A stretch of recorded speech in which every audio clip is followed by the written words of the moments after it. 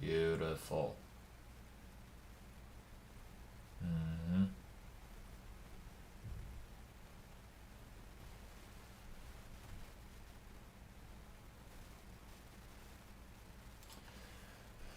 Okay, what do we do now?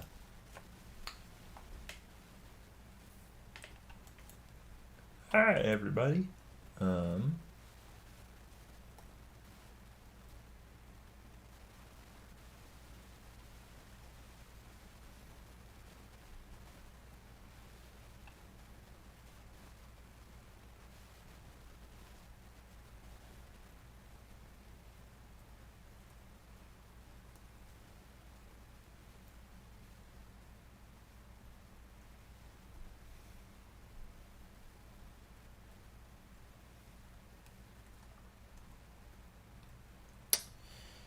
so yeah, sorry for the delay in starting the stream. Sundays tend to be the day when my landlord comes by to do maintenance, or I guess more accurately, the building owner, and then the property manager is like a separate entity. I don't fucking get it. So I noticed that they were cleaning out some apartment on the other half of the building, and I'm like, I am tired of roaches. What if I just move there? Um, so I actually talked with him, and he showed me the place. And so that's kind of why this got delayed a bit. So thank you for your patience.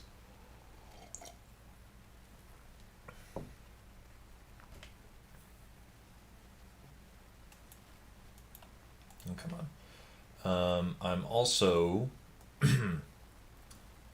My throat is a little sore, and I'm not quite sure why.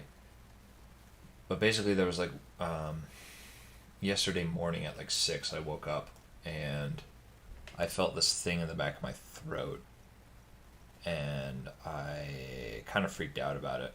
And I was, in front of my bathroom sink trying to get it out for a little bit. And I actually did like not the smartest thing on my part, but I did like try to like use my toothbrush and jam it down there to see if I could like scrape whatever it was out. And I think that may have just hurt my throat a little bit. So maybe that's why I wouldn't have thought that that would be excessive, and I didn't think that that would be so long lasting, I guess. But yeah.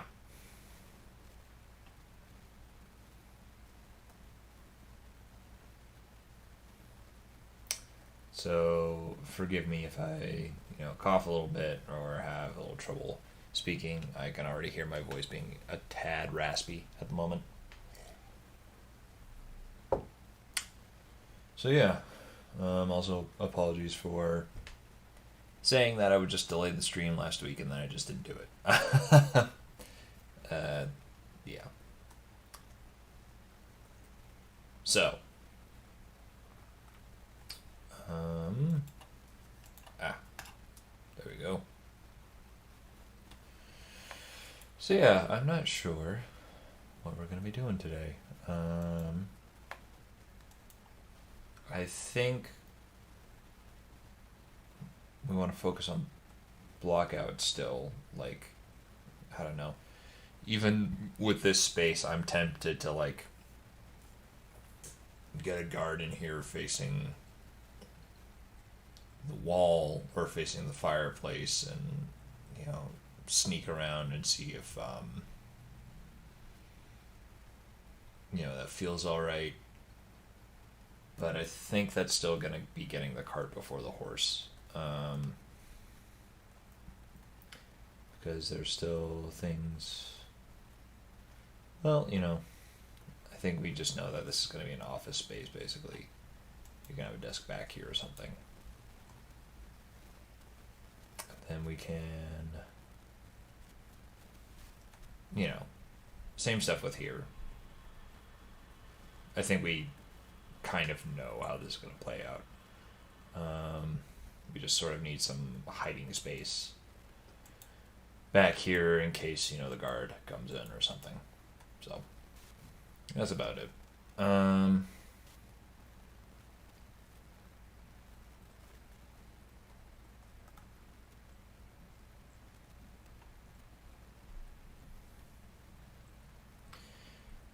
I think we know basically the flow of this building so far. So, the player comes in here.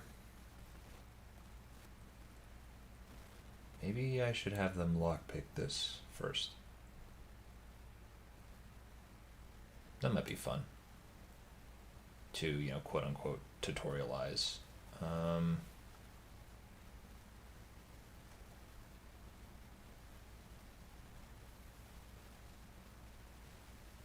Yeah, because basically, this door's going to be locked. The player's going to come around here.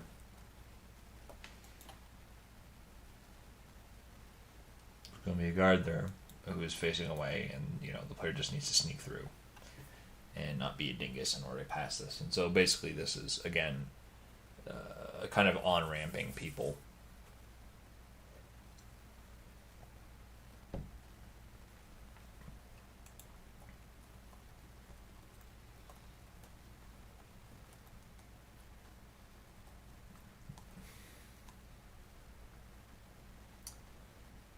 Then I would think that we would want a guard to be patrolling around here.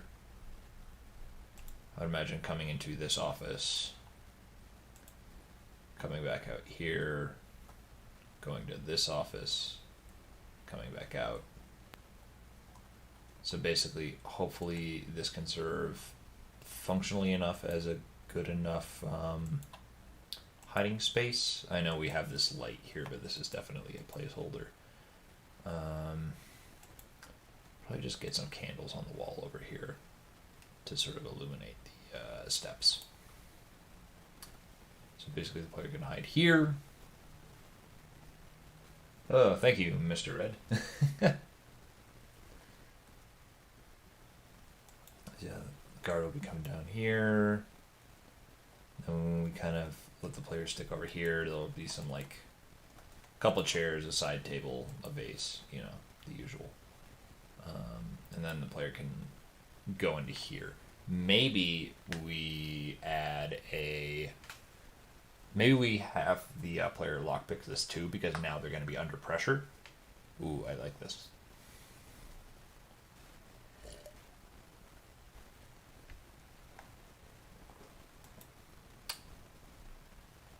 Although I have to say,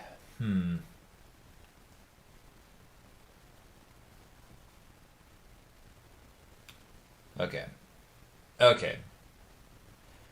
So the problem that just occurred to me was okay, well, the player comes in here and they're basically forced into this building by default, and that makes sense.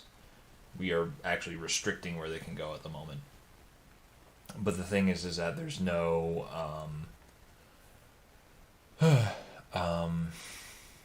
reason as to why they would be drawn to this room in particular upstairs as opposed to these side offices. And so I don't want the player to necessarily go into these rooms thinking that they're going to find the way forward.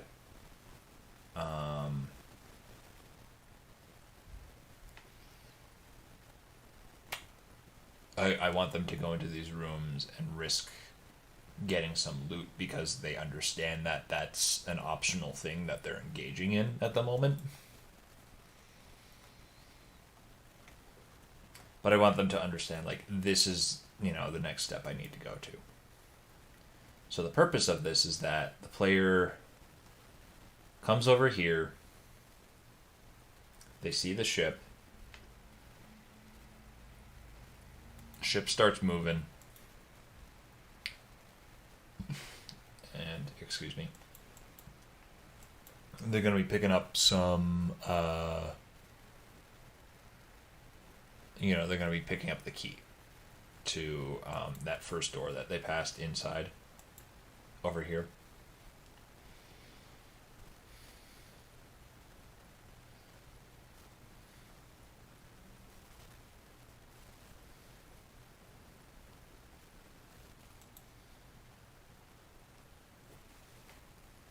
So, yeah.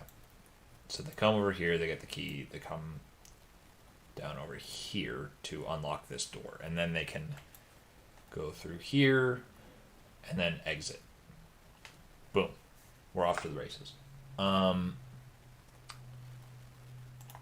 should turn off the lighting preview here for a bit.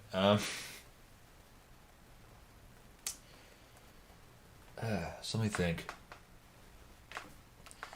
Yeah, so basically I would imagine hopefully the player comes over, tries this door, and then they hear that it's locked, they can't open it. And hopefully the idea, or we have like a little voice sting or a hint or something being like, oh, this door is locked, I should find like, you know, the head office to get the key from. And this is not necessarily the head office up here that we're entering, that's going to be the conference room. But I would imagine the double doors at least signify something important going on there.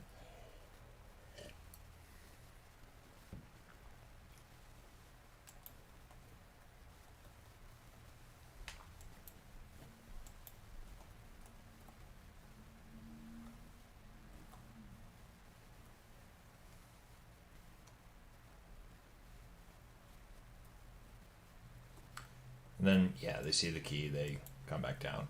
Or, as we discovered last time, they can actually just like jump down here, but I want to put a guard there or something to at least make that a risk. Hey, how you doing?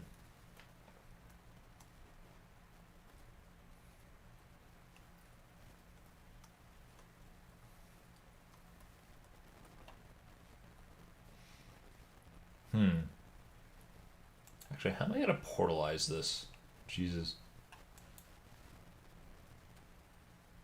Well, at the very least, I can just have a portal here on these double doors. And so hopefully, like, if we're, like, way over here, only the conference room will draw. And that won't be too bad.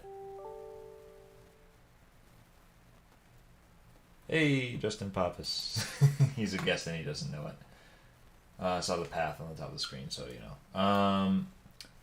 No, I think I'm just a dingus.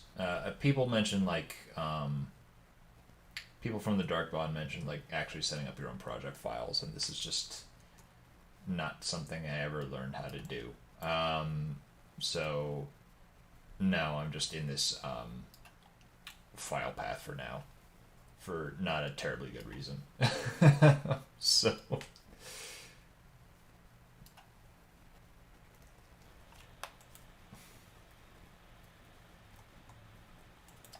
yep.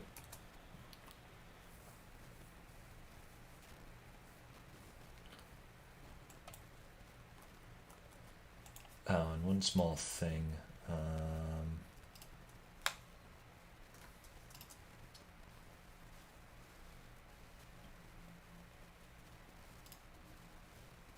It's like open pair, right? Open pair. And then I would... Oh, shit. Well, let me copy that. Oh, no, we don't need to.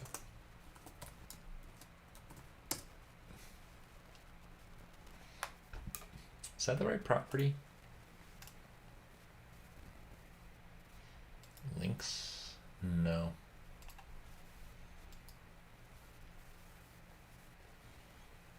Oh, it's open peer, isn't it? Yep. There we go. Delete. And then there's like lock peer, which, you know, might as well. Lock peer. And same thing over here, just with the first instance. Boom, there we go.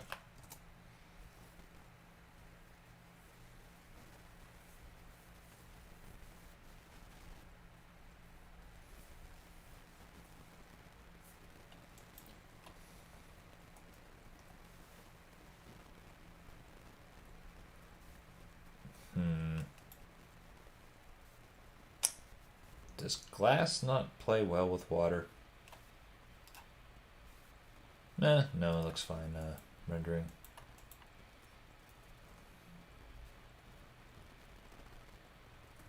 Okay.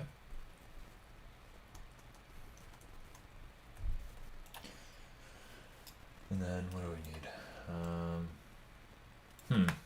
Okay, so second off, I like this space here. This feels pretty okay.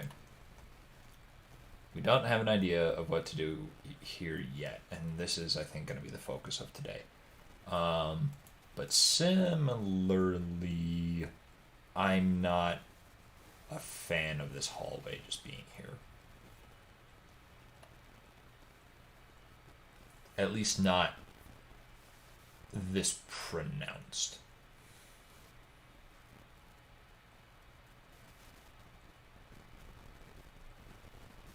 How low the views are. Oh, well, thank you. For some reason, I've had this, like, re-explosion of people subscribing. I don't know, it, like, comes in waves. Of course, these are, like, relatively low numbers compared to other channels, but it's just, like, you know, I haven't really put out a full video in, I think, like, a year and a half now, which, like, Jesus Christ. But, yeah, I don't know. I've still, like, accrued, like, 1,000 subscribers or something since then. And I'm very surprised, because I have done very little.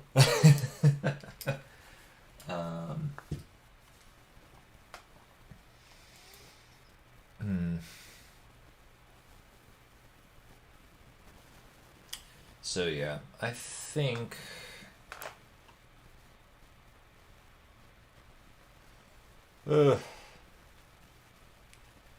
God, I hope not. That kind of popularity seems to do things to your brain. I don't know about that. So I think instead of having just this long hallway and this vast nothingness, we can kind of split it in half, maybe, or sort of have this, maybe carve out this space a little more, and then maybe have like a mini hallway adjoining these rooms, and that'll feel a little better.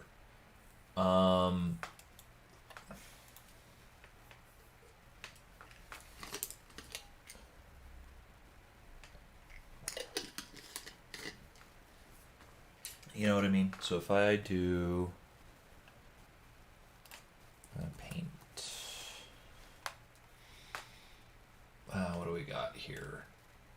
No, I could probably just, I don't need to do that. I could just like open this up here. So lessen the grid view a bit to make this a bit clearer. We have this room over here basically, and then this hallway you can kind of see.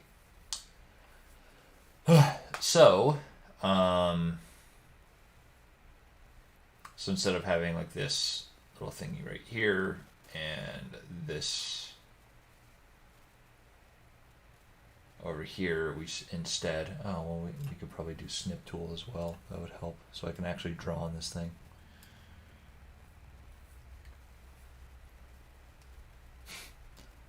How can I? Your Majesty, Jesus. There is a. I had like the old block out of this posted on the Dark Mod forums in the beta testing channel, as well as on lastlife.net on one of the forums. You'll be able to find it super easy because like no one's posting there. Sorry, VG. So that's... Uh-oh. I'm not sure that's a, I'm not sure that's a leak. Oh my god. Oh no. Oh no. Justin, don't message me. I'm streaming. Um,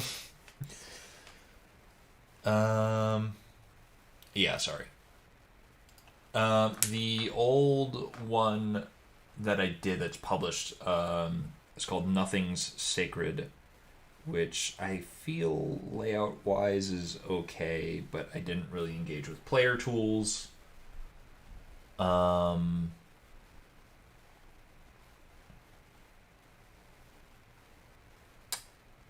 And I was it. It's very Spartan looking. It's very bare bones. Like I'm not an environment artist, and I think it immediately clear when you play that mission that that is not the case. Also, I really had no grasp on lighting, and now I have a tiny grasp on lighting. So yeah, that's where you can find my FMs. Sabotage at Soulforge. Okay, well, first let me stop my rambling long-windedness. So basically, here's the layout as is. Got the hallway here. Then we've got our layout. God, I suck at drawing with a mouse. And I just suck at drawing, but again, well, I'm not an artist. So I've got it basically split up into these two rooms here, and I'm thinking more of like getting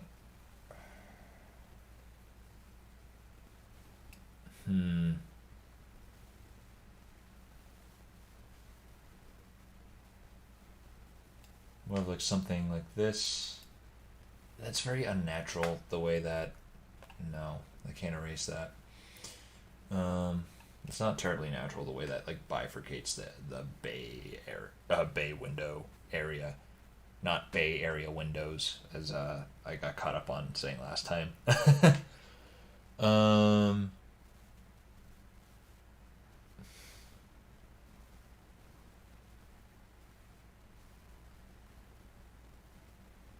Although I do like this corner idea, because I think here, someone would come in, there'd be someone sitting at a desk here to be like, hey, wait over here, and then you wait over here, and then you come around to this area, which will be like a small hallway of its own, and that'll actually provide like, I didn't draw the openings here, but this will provide like a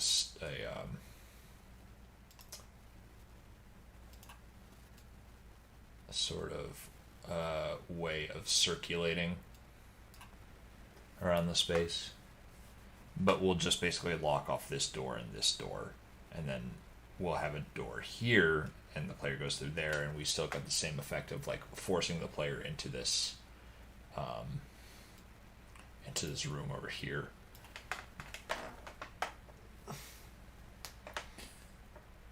The recent one was the last mission.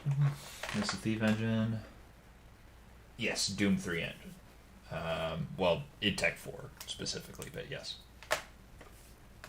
I don't know if you've seen, but there's this guy on Twitter now who I just followed. I regrettably do not remember his name at the moment. I just know that he was a guy who worked on the original Prey, and he's just picked the tools back up and is just starting to do that again.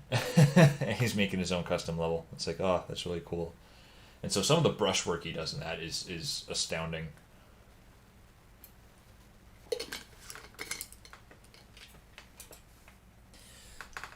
So yeah, I just want a more natural way of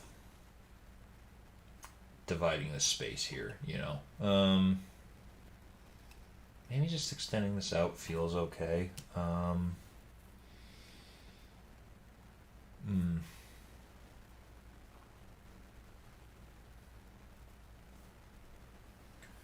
One day I'll pump my C++ skills and come and participate. Oh yeah. God, it has been a while since I've used C++, and I know that that's like, I don't know, people begrudge it for being kind of finicky to work with, but I don't know, there's something about it that I just find appealing to work in. Like I've been hankering to do something in C++ again for some time.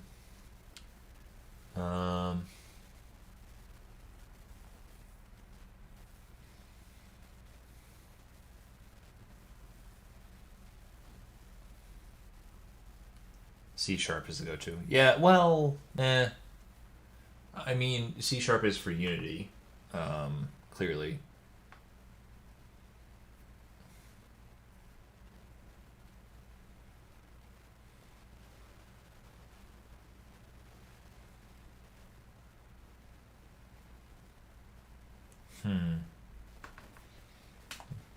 Yeah, I'm trying to think here.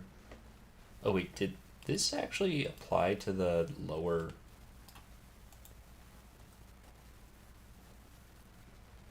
Oh no, it did. Yeah, yeah, yeah.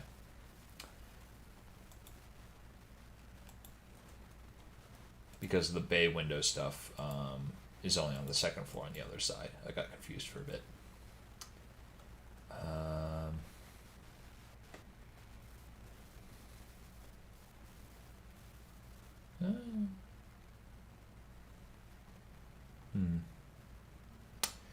Yeah, I think I might go with that.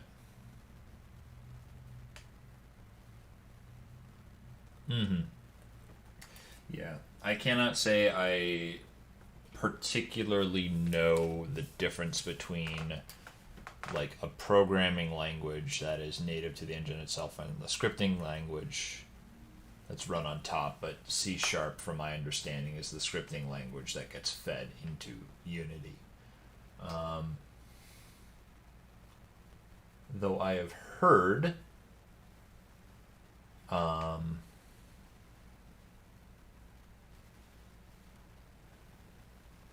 heard through the grapevine, that Unity is trying to get all of their native code ported to C sharp because it was prior coded on C and C++.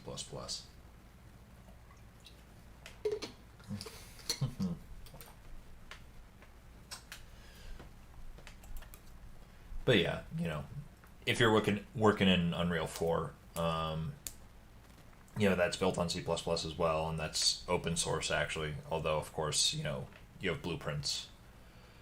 So programmers really like to dissuade non-programmers from actually getting into C++, which I guess I understand, but it's also kind of frustrating.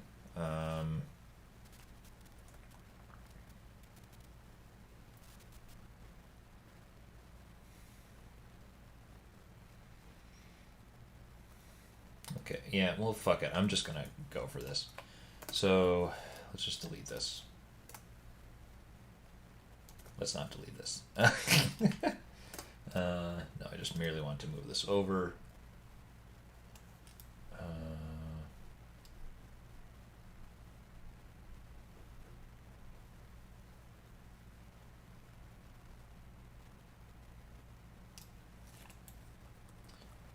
Does it feel weird to have a room basically like end with this corner here? I'm not sure.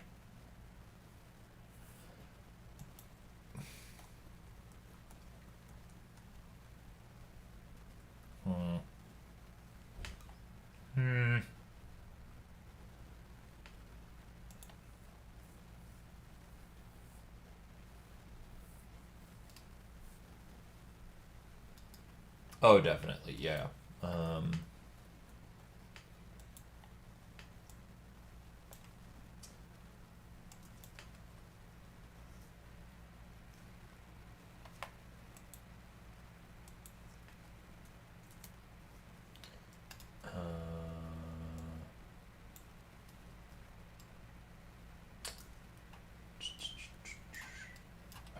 that might have been too small.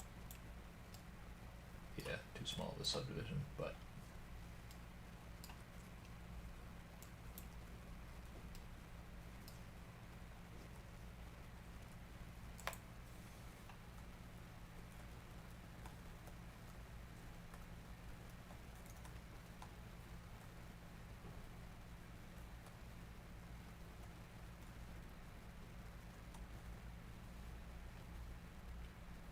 Hmm.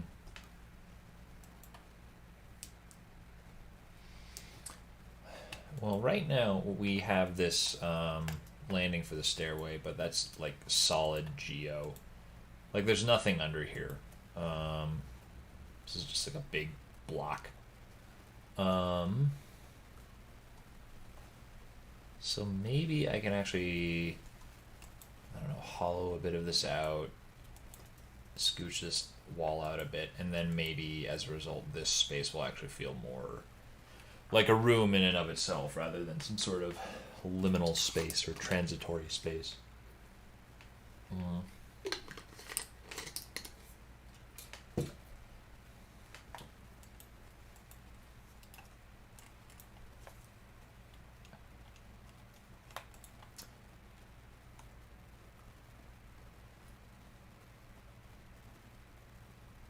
You working on the new Ulta? Well, it's not Ultima, I'll tell you that. And I was. Yeah, I'm no longer there. Yes, yeah. Yes. Yeah, I was on Underworld Ascendant. Someday I will be able to talk about what happened there. Without fear of reprisal.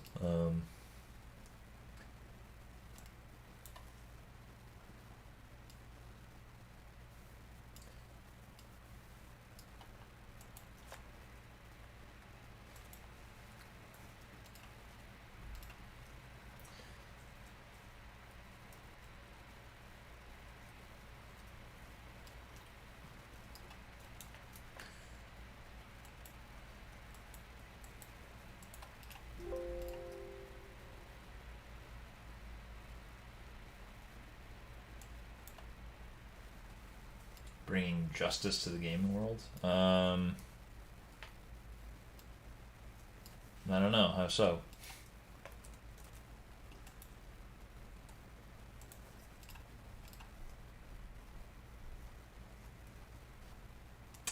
QA job for Underworld Ascendant. Yep, that was very, very old. God, that was back in. Wow, end of 2017. Yeah, just as a refresher, or just brief history, last June they laid me off. And then I was searching for a job up until January, February, when I got the offer for my current job, and now I'm out in Denver, working at Deck 9 Games, and I'm actually a level designer now, not just a QA person, so I'm very happy about that. So yeah, just a bit of my history since then.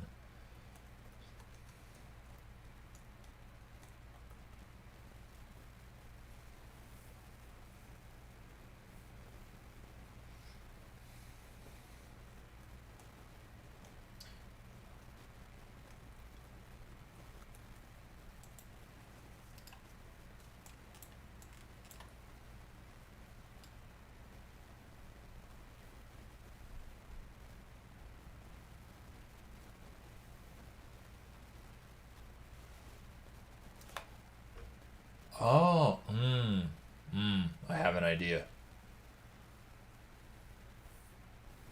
Fabian Sanglard. No, I'm not familiar.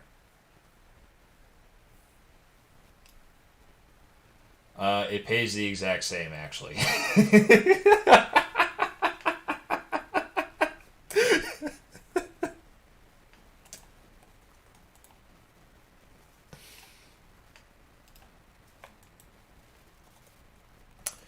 Okay, I have a bit of an idea. We could actually sort of continue this octagonal motif. Sorry to go fancy schmancy here. We could actually just have like a wall come up here and then 45-degree it over here and then have our bend over here. I think that's the best way to go about this.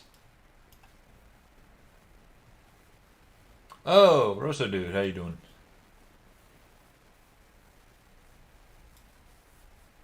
Oh my god, what did I just draw? Just no. Okay, I think that. Oh shit, where am I? I think that's gonna play much better. So, yeah, let's like have this over here. How long is this? It's 112 units. So if we make this 112, then that should feel pretty good.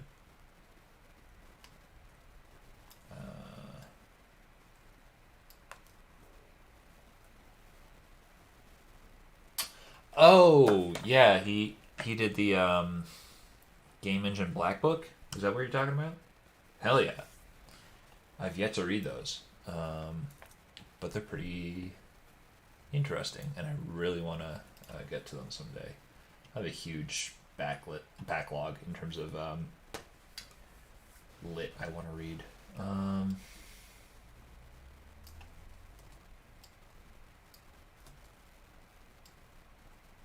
So wait, that's 112. Jeez. Okay.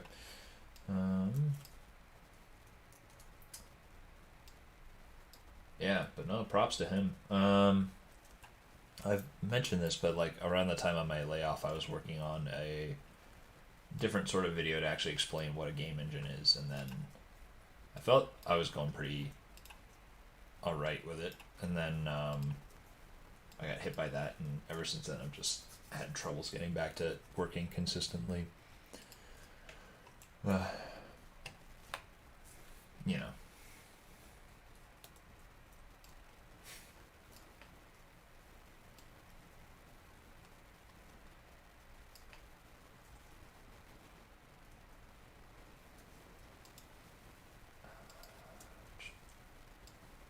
And does that line up? Looks it. Oh, so something else that I've been thinking about. I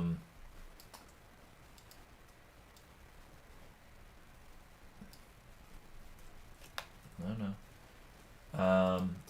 I initially said that I wanted to get more guests on here to actually talk about development. But the thing is that I know that I was, at least initially, talking way more about people in the industry, as in people who are professionally paid to do this sort of thing. And then I realized, well, I'm working in a mod that was made by a community of, I would assume, mostly people who are not in the industry. If there are any industry people who are working on this, I'm not aware if there are.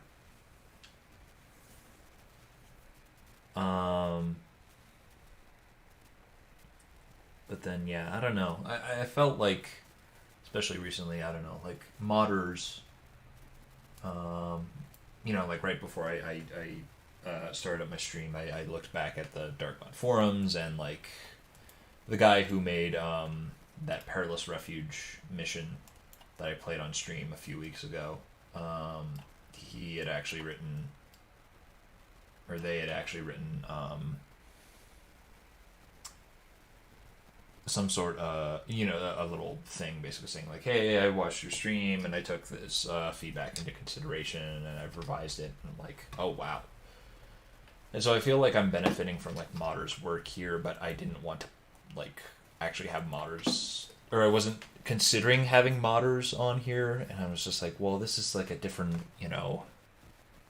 they have like a different relationship with like creating games than like I do, because it's like my day job. And they just do it for fun, and they get to enjoy it, and I don't. Mostly joking there, but yeah, I don't know. It makes me feel like I should actually like have people on who are not necessarily professionals, and see how they look at game design and level design as well. I think that'd be really nice. And also, so hopefully it's not so selective, like with a lot of things. Like I had Sean from Sledgehammer on here, and we were having these considerations in terms of like,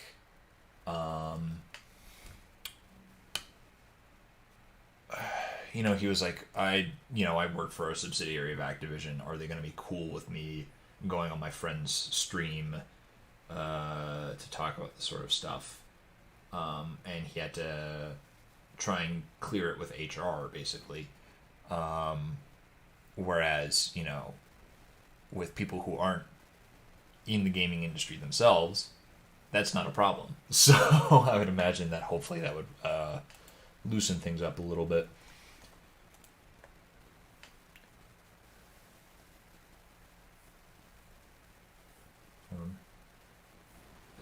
How did I become what I am?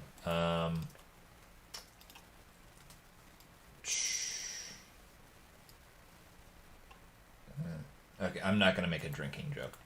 So there was, I went to college for an undergrad degree in game design.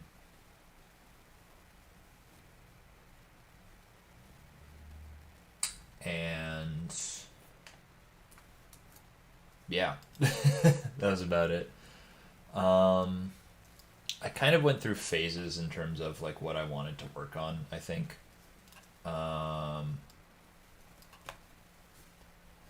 Like I didn't really have any strong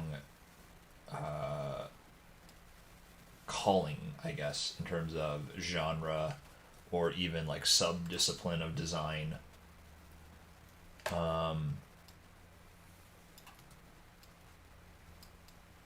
When I first started my degree, but then when I finished, I went through several phases. Like I got into like Amnesia at that time, and then there was like this like post Amnesia explosion of horror games, and some of them were like I thought genuinely good, and then there was a lot of like stuff that wasn't so good.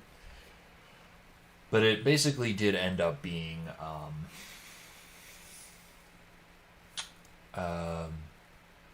a really good primer, just because there's so much volume of it that you could like look at people's very like quickly put together cobbled games, and you could be like, okay, well, this doesn't work, that doesn't work, and like there was always like fuel for that for like let's plays. And basically a lot of my analysis, I was just like watching people like Jim Sterling and like Markiplier just play all these games that were trying to be Amnesia, and then I was like, okay, this doesn't work, that doesn't work, this does work. And that was just such a good way to like build a sense of design for that sort of thing. And then I started trying to enter the industry, and I was like, oh, no one's making these. Or at least the people who are making these are not people who have enough money to hire an entry level dingus like me.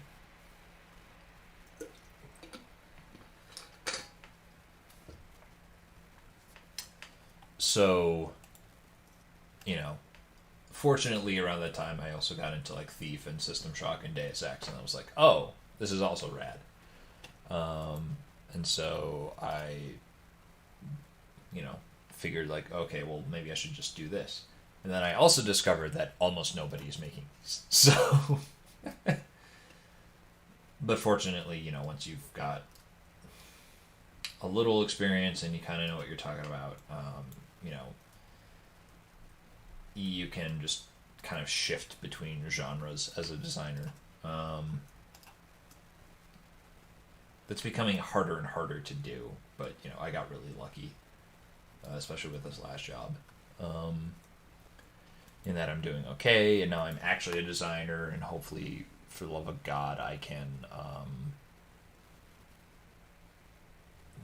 get something shipped and under my belt, and then that'll, the next time around, if I ever need to switch studios, which I don't plan on doing right now,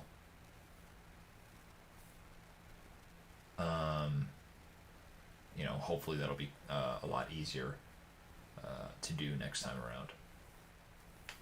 And I don't think I'm familiar with Hedon.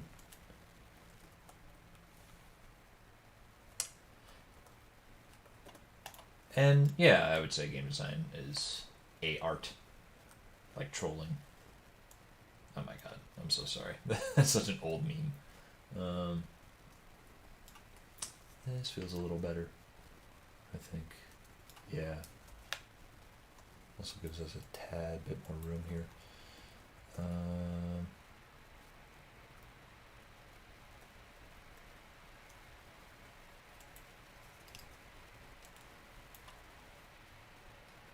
Oh, right, and you asked about Soulforge.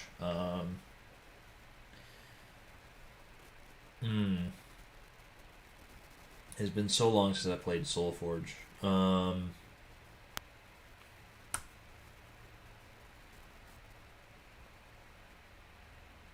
My God. I'm trying to remember, because I remember like bits and pieces of it, but not sort of the whole thing as a holistic work.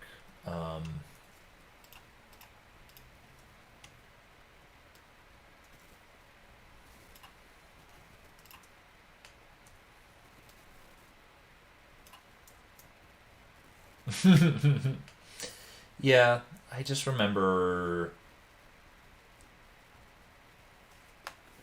the objective basically being like there are 7 like antenna, I think, and then you basically like enter into the Soul Forge, and the first segment of it is just like getting to this particular place and trying to get into Karis's sanctum, if I recall correctly. Then you do that, and then you hit this like locked door, and it's like, oh, you need to hit all these antenna to like get a signal so that you can do this.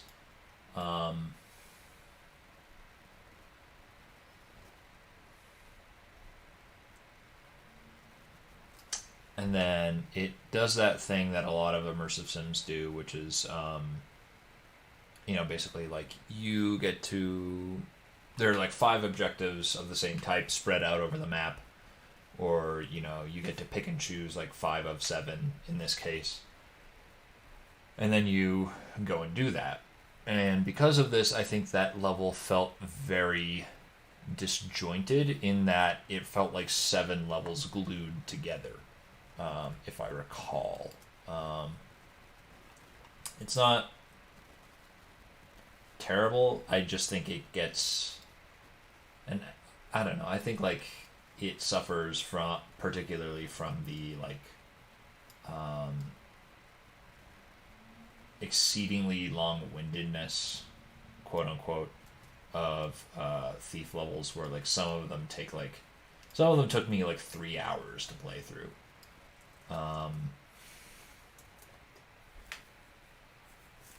So that's pretty brutal, especially to do in like one sitting.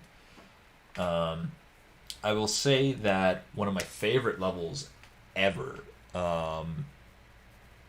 later on, in Deus Ex, is that submarine level, and it kind of has the same idea where like you start on the naval base, and it's an exterior map, and then you hit the building you're trying to go to, and then it becomes an interior map, and you're just trying to get through this like office area and get into this loading area with this submarine, and then you enter onto the submarine, and it becomes interior to the sub, and then at that point you are presented with this objective of you need to go and find these 5 weak points on the submarine and place bombs there to blow it up. Or you can use like your rocket launcher, I believe, if you have it. So that to me felt like it was more holistically constructed as a level than Soulforge, even though it's basically presenting the player with the same problem.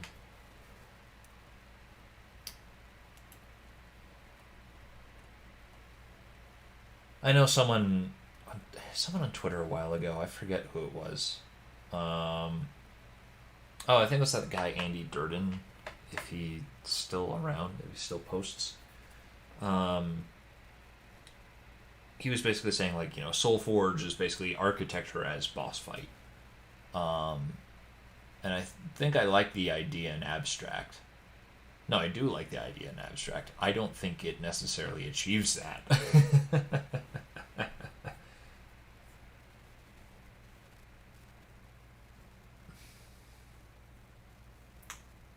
Yes, I can play nearly every level.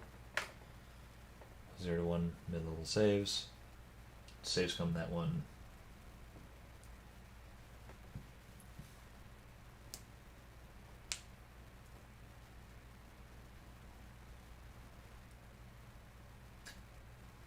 The PCRS Walk Lab. Maybe?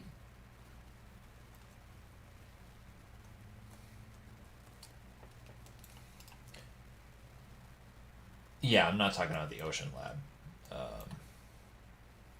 That is a similarly neat level. Oh wow, I didn't think that was... Well, that'll actually help. Yeah, if I move this over here, for instance.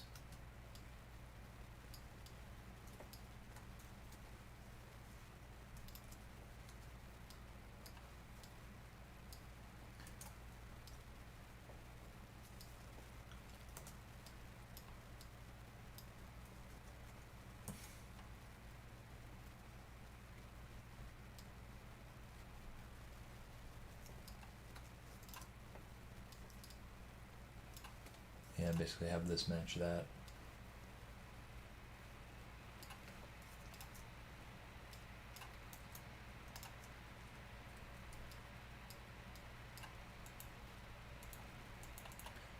Then clear warp.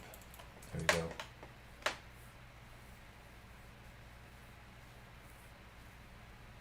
Rather gave me a challenge because I usually cheese it. Couldn't in Soulforge. Yeah, that's fair. I think that I started getting a sense of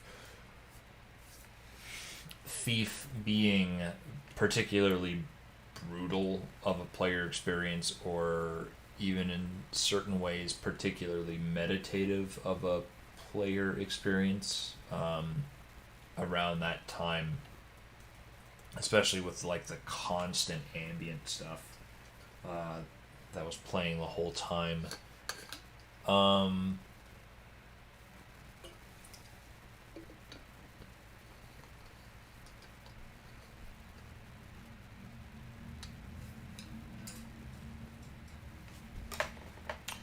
Yeah, so I don't know. I think that was around the time where I had my not terribly good or well formulated thesis of Thief is the death metal of games. While I was playing Soulforge, but I don't know, it kind of fits. I'm not entirely serious about that, but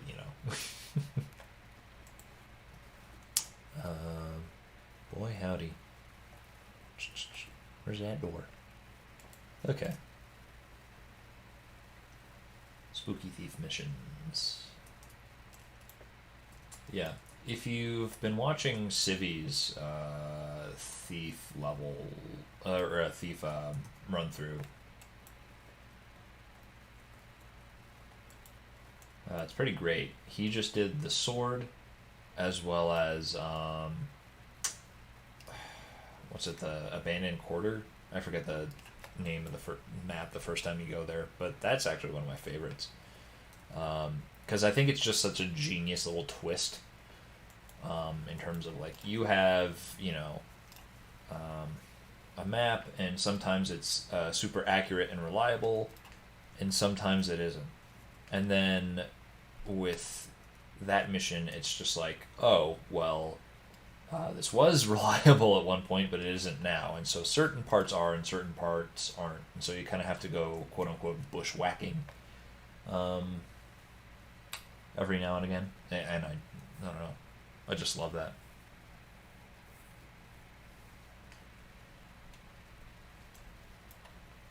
Oh, God. His joke about Hammerites being Catholics who don't drink. It's fucking slayed me.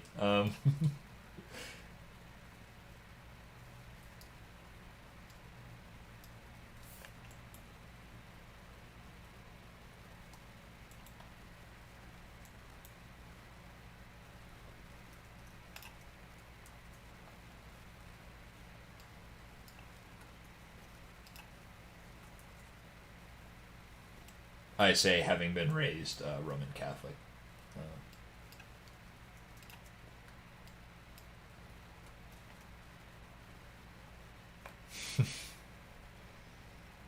Do metal is probably more appropriate.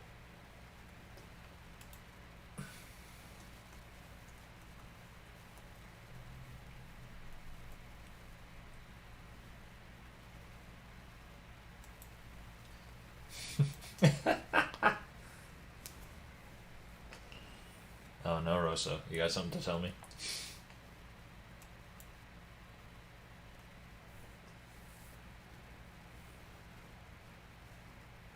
Waterfront Racket? No. I'm unfamiliar. This sounds weird. Oh, is it like a Thief Mission? An FM?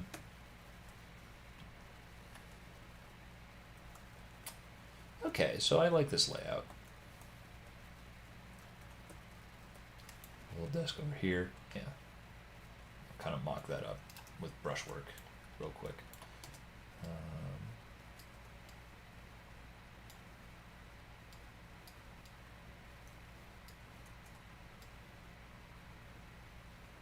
Yeah, like 40.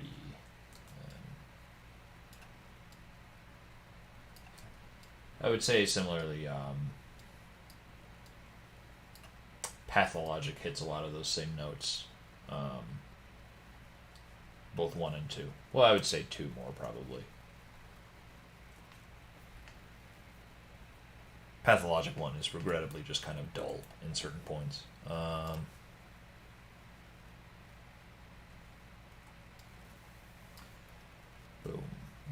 Let's move that out a bit. Okay, good. So this is nice. We'll have this entry area, reception, bit of a waiting room. This room is locked. Visitors will be encouraged to come through here. Boom. And then you go up for your appointment or what have you. And then that's sort of this. I just need to figure out basically a purpose for this room. I was thinking maybe like a little kitchenette or something. I don't know if that's appropriate for this sort of building. But I feel like it might be okay.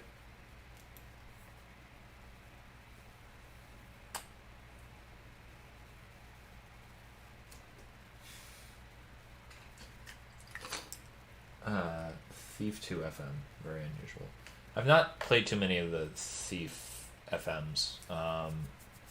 Mostly just because I was a dingus who couldn't get them working for a little bit. Fortunately, Dylan of Gloomwood fame, quote unquote, shamed me into downloading a fan mission loader, which is apparently pretty reliable.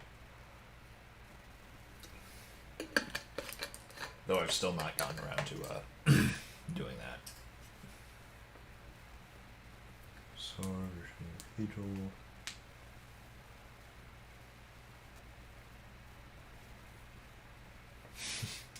Oh, of course. Is it still my background? You can't really see. Well,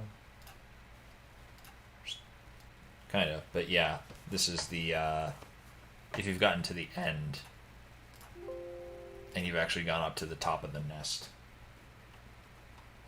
This is the screenshot. So yeah, I've been toying around with playing with a Pathologic 2 script for a bit. Although, if you're familiar with a guy named Zach Frazier on YouTube as well, he and I have been buddies, and there may be something relevant to Pathologic 2 happening between us. Just stuck on for hours. Yeah. Speaking of subs, I like the submarine level in Thief 2. Although I gotta say the what's it? There's that above ground segment in the beginning, which is not great. Or at least I felt like I didn't explore enough of it to get a good read on it. It's such a bizarre layout, but you know what? I'm sticking to it.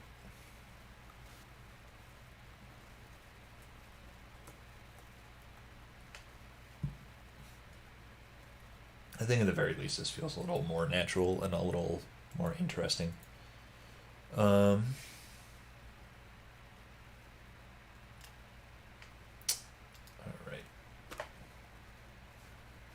Actually, I will be right back.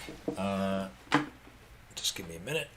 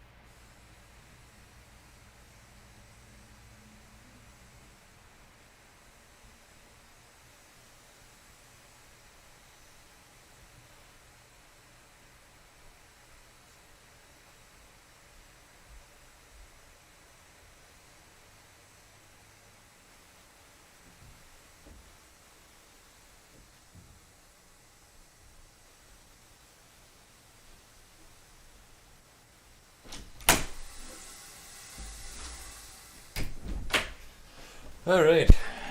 No one said anything naughty, right?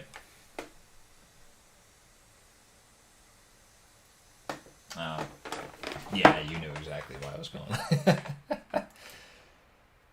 Alright. So, first, let's get... let me read this. Why did I just say read? Let me look at this. And... yeah, that light's bleeding through. That's not great.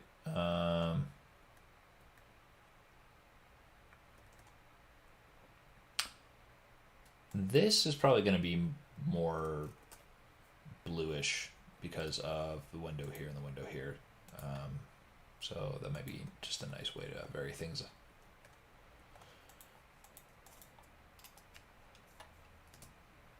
Yes, I know I'm falling into the trap of blue and orange, but, you know, whatever. Neutral evil. Garrett's moral compass is, or do you think that's moral compass is just another reverse coin purse? You know. I think it's particularly interesting to read the narrative of Thief through a class lens. In that, you know, one could, in the abstract, I think, claim Garrett is doing something immoral, but also, like, he does need to eat. And that, interestingly, in the first two games, his actions end up playing to the advantage of, very wealthy and powerful institutions who want to remodel the world in their view. And because of that, I think that he sort of has this begrudging sense of responsibility in order to resolve these issues, especially if he causes them in certain points, like stealing the eye in the first game. So I don't know. I think you could argue maybe that it's neutral evil, but I also think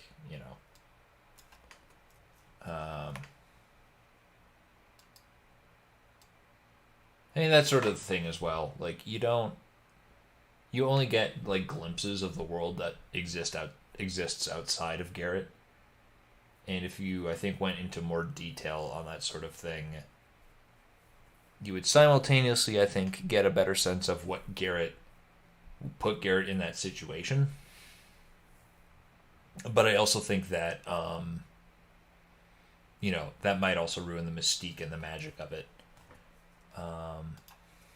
Because it is so vague.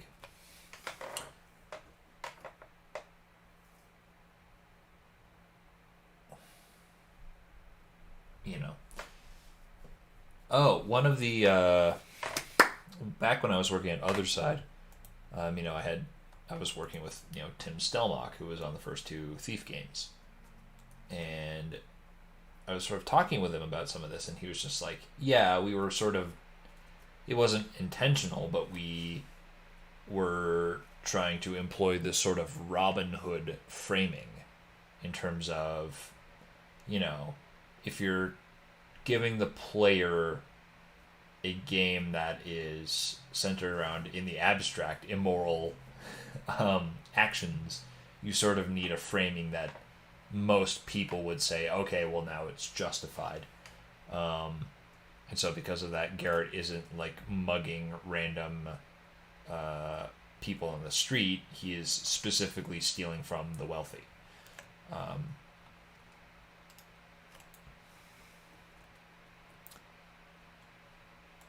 So, I think in terms of, obviously, like, people are going to read that differently,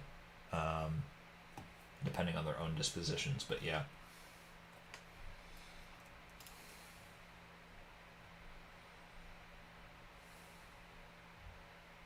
But yes, Garrett does very much act in self-interest quite a bit of the time.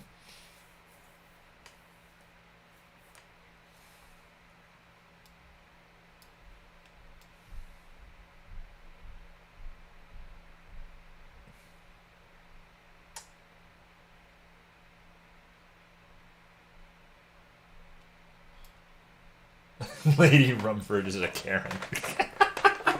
I don't think I ever picked up on that.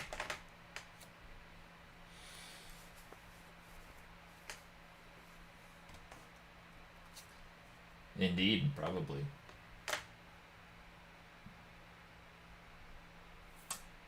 Yeah, yeah, Rosso, and that's sort of the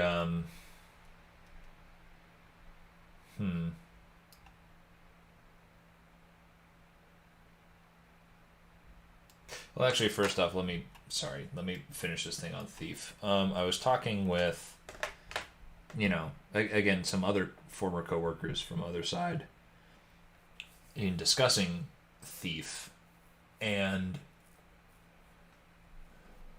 I was sort of thinking, it's like, Garrett being able to make a living is highly dependent on his physical well-being. Being a thief is a very physical job. And so you would think that,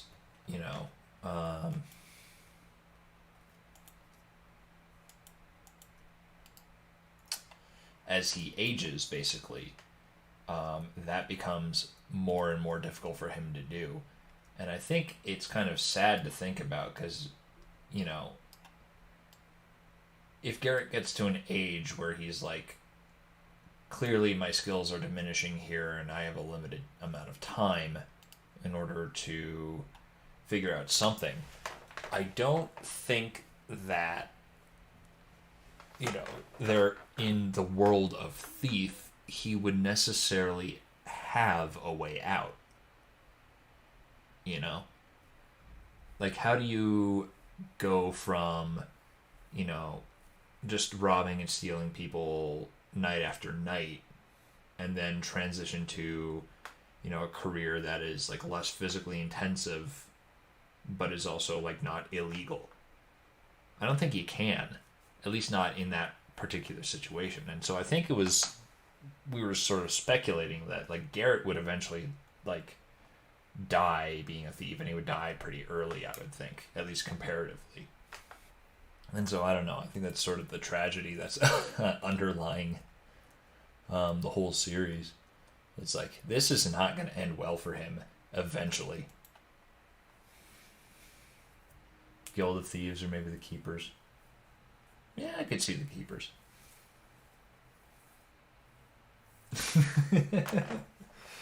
Yes, we all need pensions. Anyways, my thoughts on modding.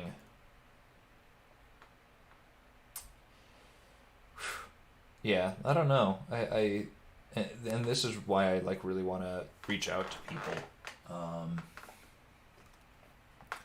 and actually have modders on. It's because I do think that there is this bifurcation in modders versus quote unquote professional devs.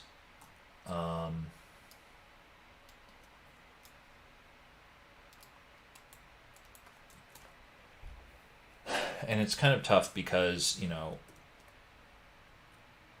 that is that has served historically as one of the paths, through which people enter the industry. It's like you make some mods and you kind of show that you are proficient with the tools, you kind of know what you're doing, you start getting a design sense of like, okay, well, we should do this here but not there.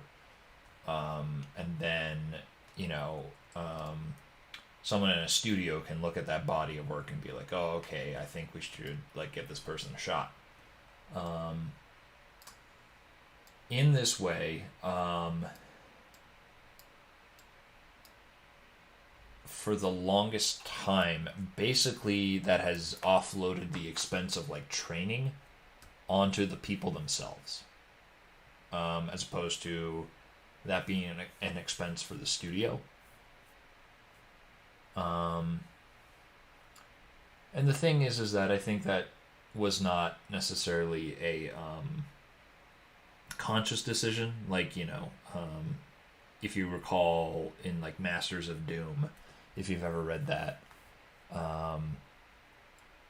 people sort of found ways of modding Wolfenstein 3D by accident, and then Carmack was just like, oh, well, we should make this like deliberately supported.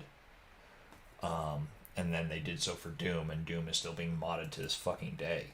Like there's still, level design communities and programming communities around this, now almost 30-year-old game.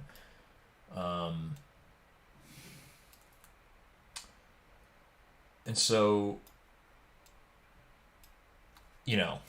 I think it's natural for someone like, say, John Romero, back at that time, to look at the maps that people were making for Doom and be like, oh, I need a level designer. Well, this person already knows our stuff, so let me contact them and pull them in.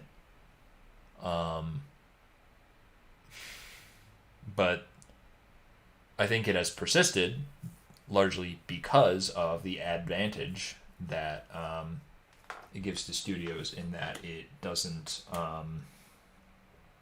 they don't basically have to spend time on the job to train people to use tools, or they have to spend less time at least.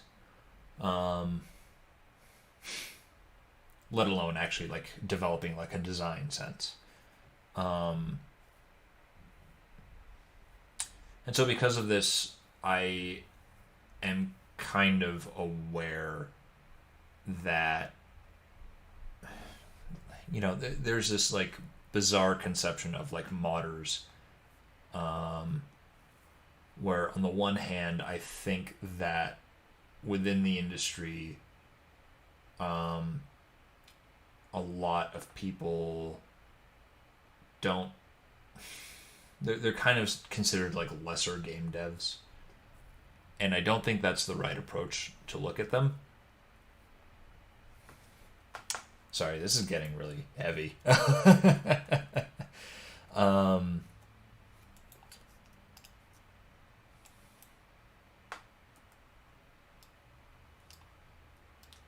God. Also, something I'm learning: lighting octagonal rooms with a box light is quite tricky, and this might actually just like bleed into other rooms. So yeah, and I think that conception largely just arises from there being this social, again, division between the people that you see every day in a game studio. If you are working in a game studio, like they're the people who are getting paid to do this sort of thing, versus people who are not in the studio, modders, who are not getting paid to do this sort of thing, and people who are quite frequently just starting out. And it's also kind of tough because I know, like, if you're a modder, you're sort of developing your design sense on that on the fly, and quite typically in isolation. Whereas I think we want to consider ourselves, as game developers, as sort of having more of a established skill set and an established philosophy in terms of what we do. But honestly, I don't think that's necessarily true. Like, I don't like game design is still not like a terribly well defined discipline, whether you're doing it professionally or not.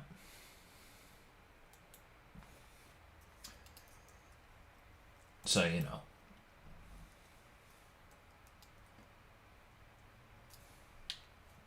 I'm trying to express this in a more artful way. I think basically all of this comes down to, I think that modders, from a game dev perspective, are not maybe taken as seriously as they should be. Although paradoxically, I think weirdly, from the point of view of the audience, modders are taken way more seriously than the devs themselves. Like, there were, I forget this guy, but there were like a number of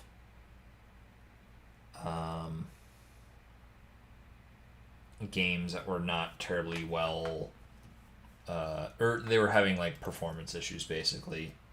And then there was some modder or team of modders that came in, and they were just like,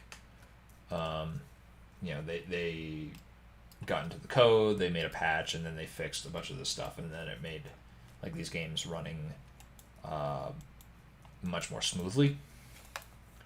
And the thing is that that sort of created this sort of meme from the point of view of the audience of, well, why don't game studios just hire these people?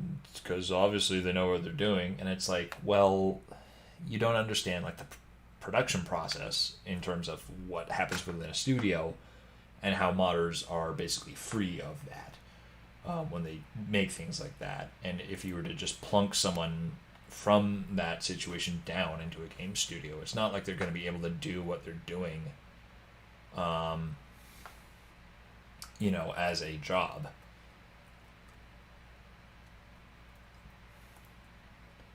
You know what I mean?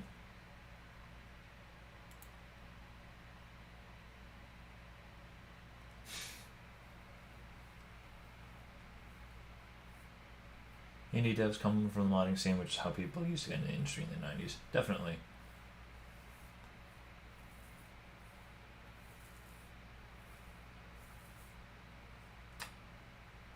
No, definitely. I just think that, and this is true of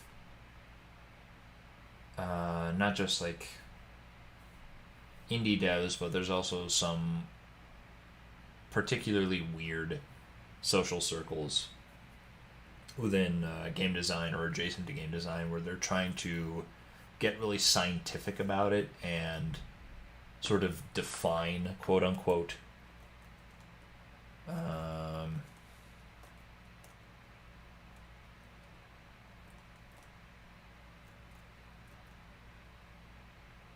you know, like all these terms. Like I've just kind of noticed that like over the years in game design, like people are trying to like be the person who comes up with this concept or define it. And then like nobody uses this regularly in terms of terminology. And indeed, in a professional environment, there are differences between terminologies all the time, and that does not help with elucidating things.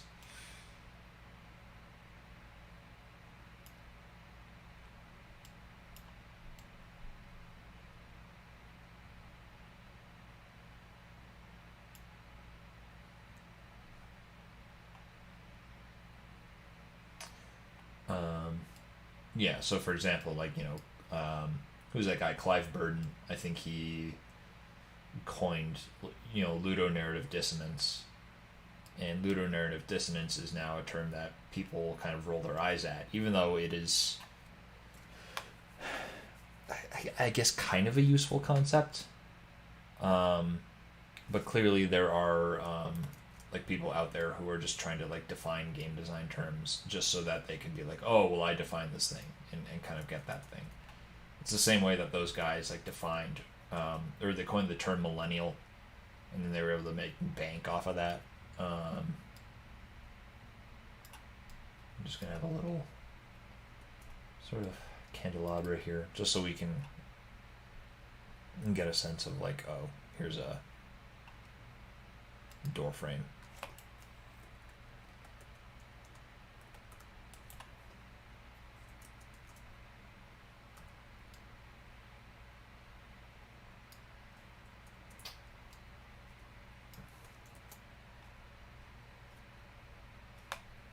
I guess both respect and take it for granted by two sides of the conversation. Yeah, I think so.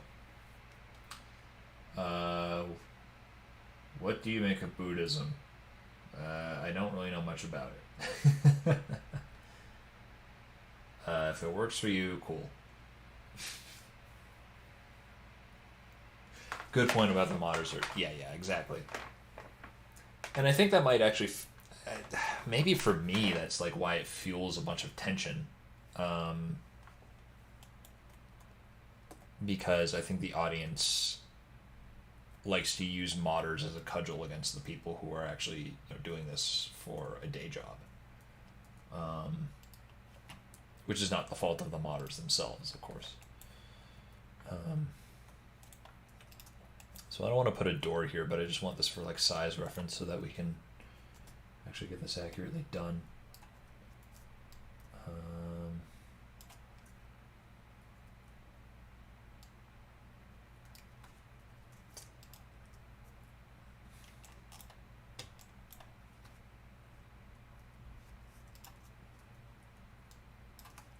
Yeah, just pull this out a little more. That's good.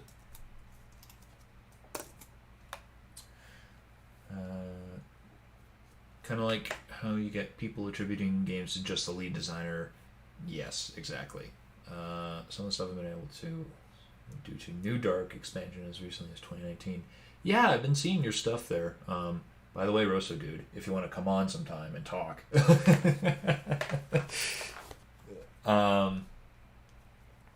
But yeah, definitely.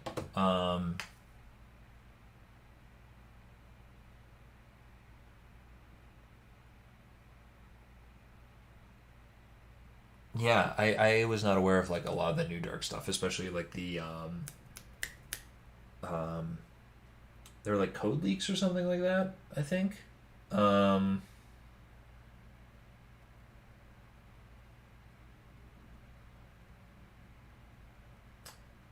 so yeah. Oh hell yeah. Great to hear. Um, yeah, they're like I don't know what's going on with like the new dark stuff, but I heard that it's like now easier to mod, and evidently that's the case. Having seen your new inventory sorting thing,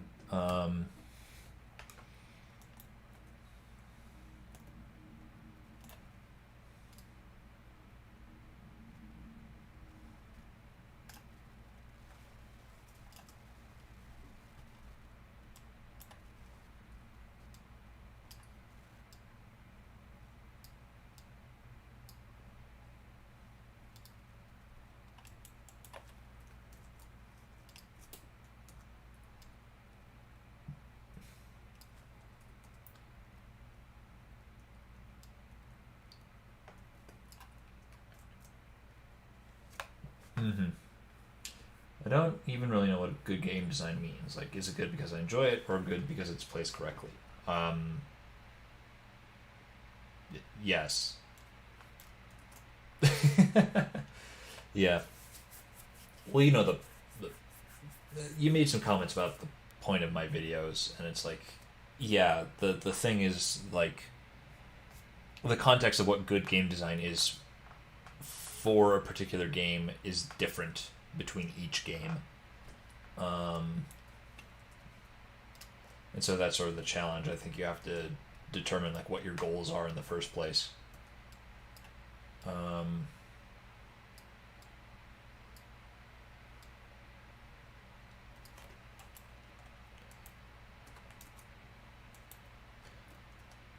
highlighting this area feels a little weird, but okay.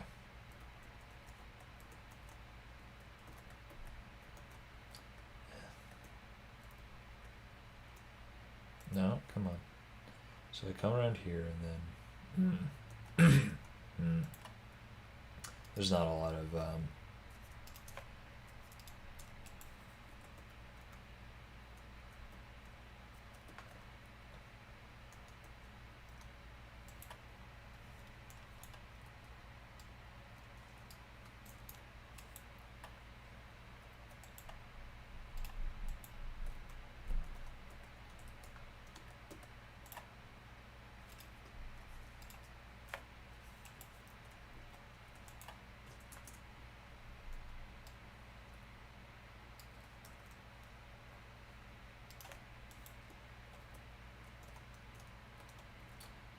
Yeah, okay, so we get a little glint off the door frame there, and that suggests to us, oh.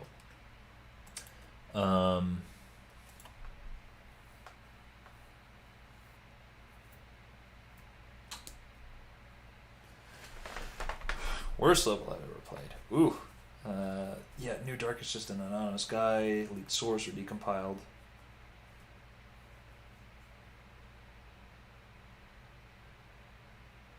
Yeah, that's exactly it, Mr. Red.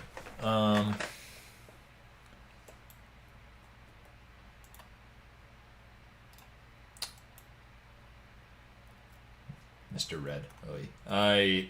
I'm confusing that with Mr. Eddie because I just watched a bunch of David Lynch interviews last night, and he talks about Mr. Eddie from Lost Highway. Um,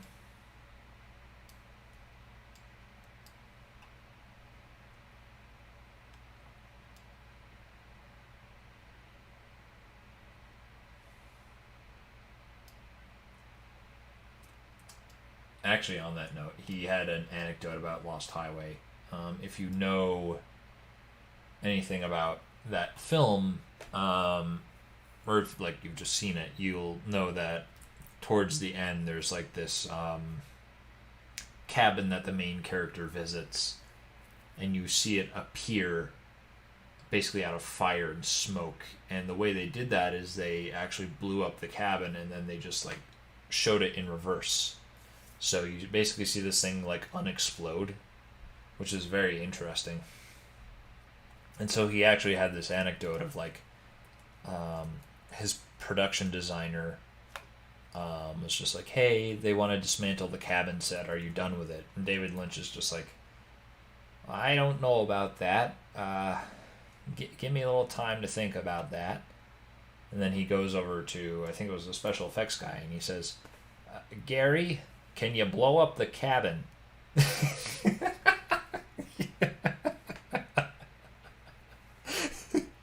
You know, it's just genius. So worst level I've ever played, I don't know, but I have to be honest. I played Metro 2033 once, and I just did not enjoy it at all. So, I think that one of those might be there, might be up there. I got to like the first outdoor level, and then that thing was running at like 3 frames a second, and there was no reason for it to be running that shittily. So it was just like, I'm not putting up with this. But basically, that was like, I think level 6 or something like that, where all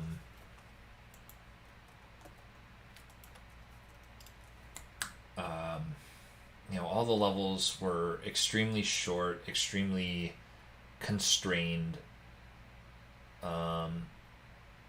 They just weren't terribly fun. So I would probably say like one of those. I especially remember that turret section on like the first like railway level, where you're actually traveling by car. Was not a fan of that. And then seeing like Metro Exodus now, like they open things up a little bit more, which is good.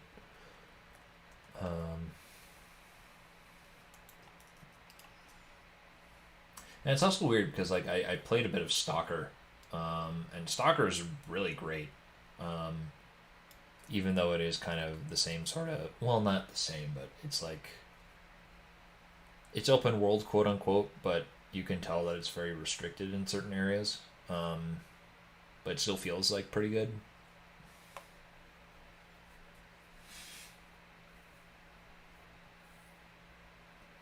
Metro have procedurally generated? What?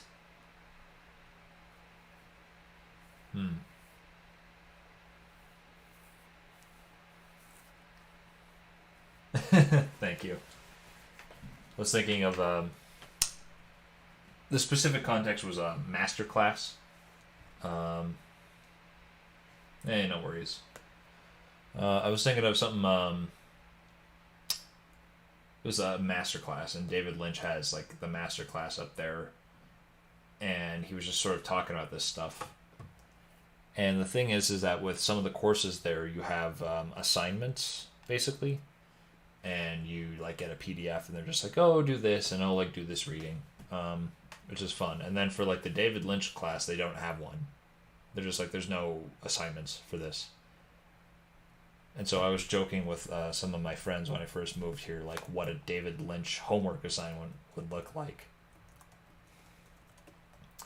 I want you to keep a bit of amethyst crystal. It's like a purple rock under your pillow for a week. And when you wake up, I want you to write down your dreams. You know? Just whatever sort of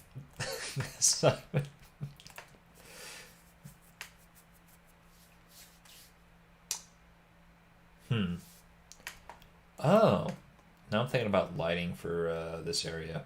What if I actually had this window up here, and then we had a little bit of blue coming through?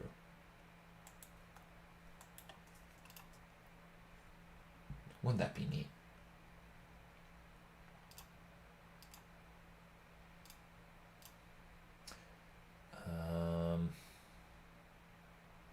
Of course, this would have to be like a darker blue than a lot of the other areas. So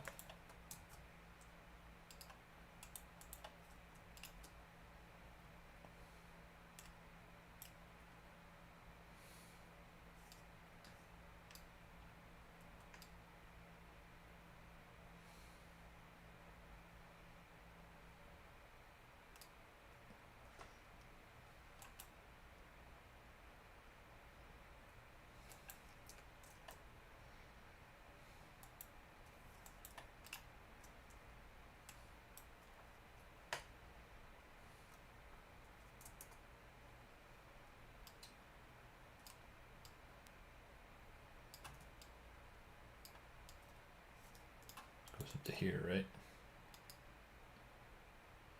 Yep.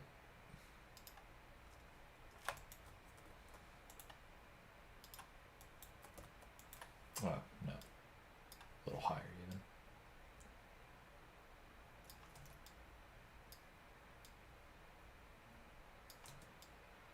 even. Here.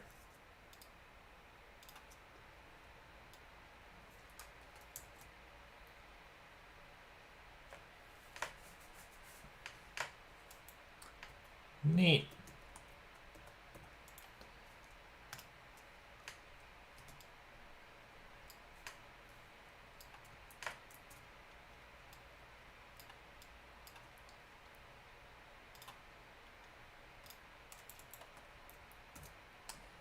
Then of course, boom. All right. That looks, a little stretch along here, but it's a temp thing. Oh yes, I like this.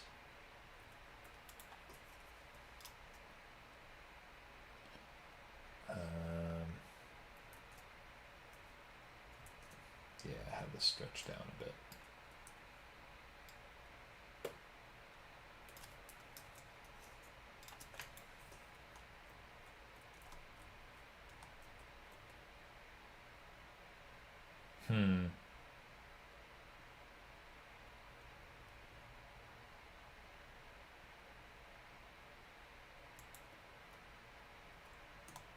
Doesn't quite work because this is clearly like coloring the sides here on the top of the stairs. So I should actually bring this over here. Nice.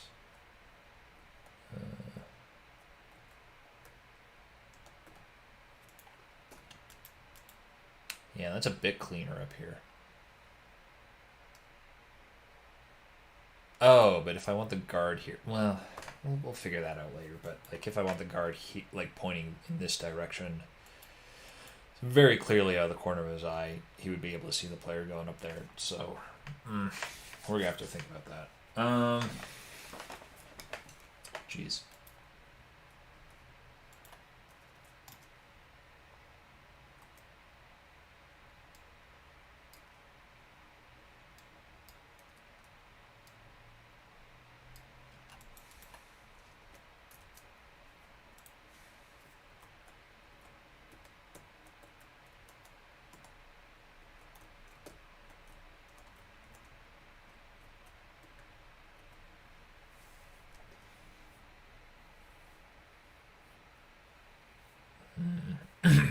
And then if we can get the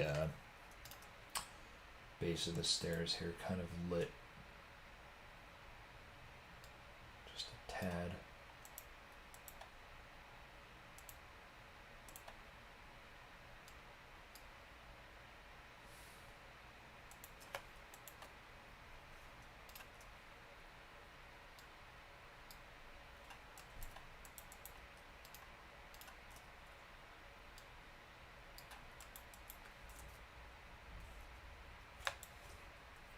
Yeah, that's pretty good. Kind of splashes over there. It's like, oh, the beginning of this.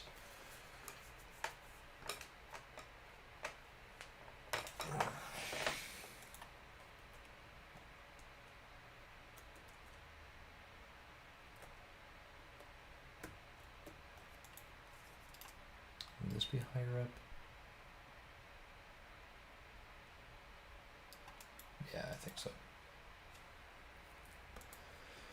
Okay, so I don't know. This is starting to feel pretty good.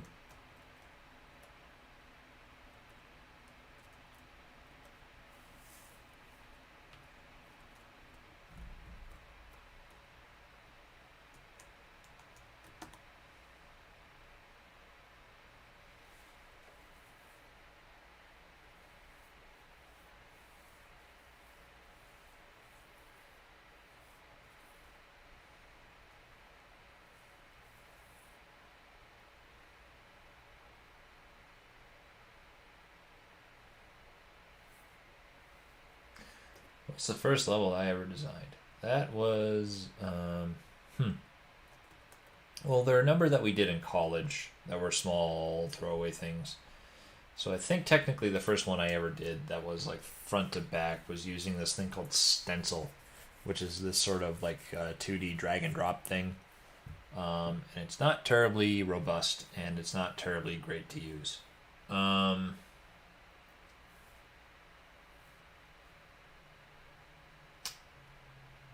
But in terms of 3D levels, for that course, we ended up actually using Hammer to create levels for Half-Life 2. And so the thing is that, what's it?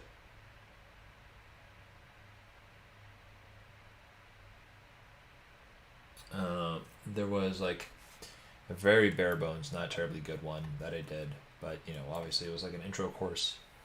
So we had like 5 weeks to do a very basic 5-minute Half-Life 2 map, and there were technical problems with it because I didn't know how to use stuff. But that was like when I started playing around with it, and I was just like, oh, I can like translate like a space in my head, an idea, into like a 3D area on the computer. I was just like, this is fantastic. This is all I want to do.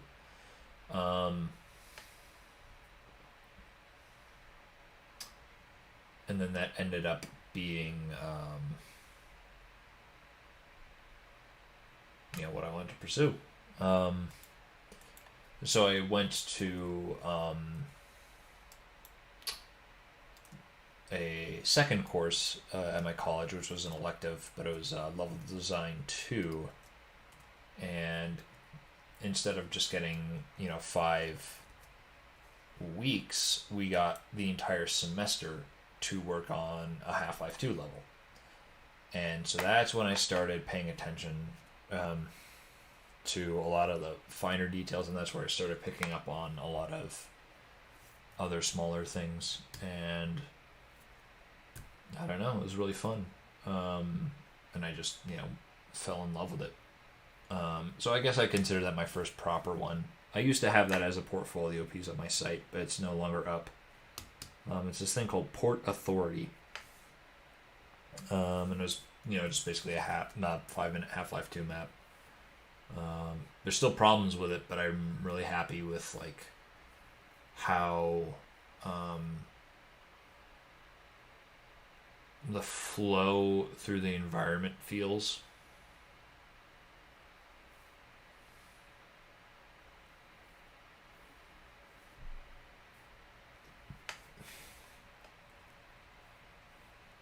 And I'm very happy with like how that thing was paced and how I directed the player. It's ugly as sin because this is me we're talking about. But that was the first thing I think I made. I was like, I'm happy with this.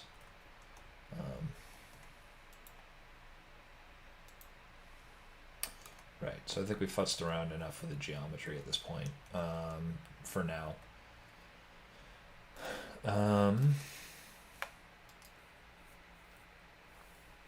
Make this locked. Make this locked. Player comes over here. And this will be locked, and this will be locked. No.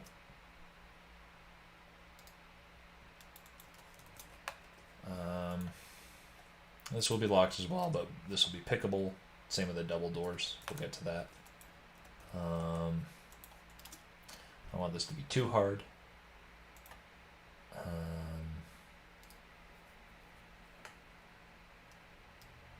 Oh, lock pick type. Right. Lock pins, just one. And if I recall, you enter it by either saying S or T to be like snake pick or triangle pick. So let's just go snake for now. I think that's how you do it. No, come on.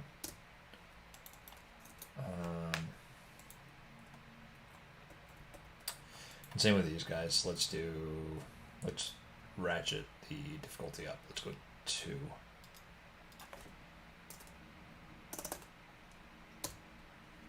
Then we go triangle snake. Sure. And then same with this.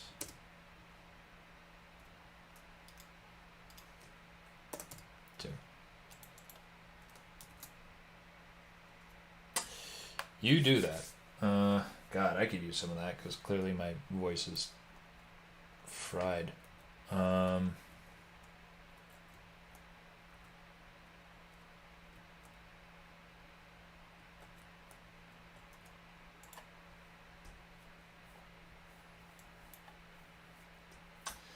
Okay, so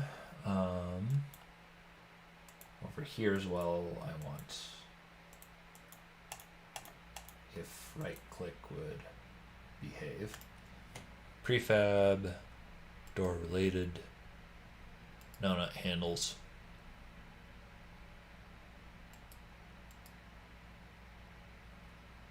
There are key prefabs here, right? Locks, mapper tools, mechanical nature.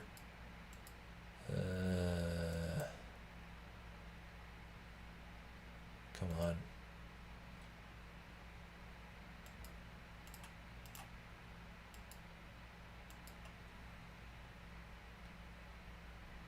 Doors. Oh, wow. Look at all these. Huh. Oh, fuck. I should have been using these prefabs instead. So it actually has like that little handle associated with it. It would save me so much time.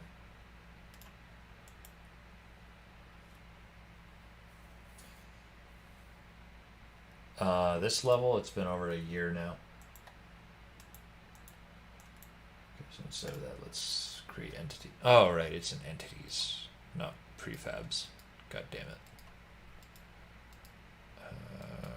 Just a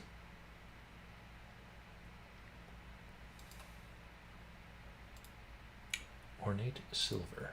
All right, let's do that.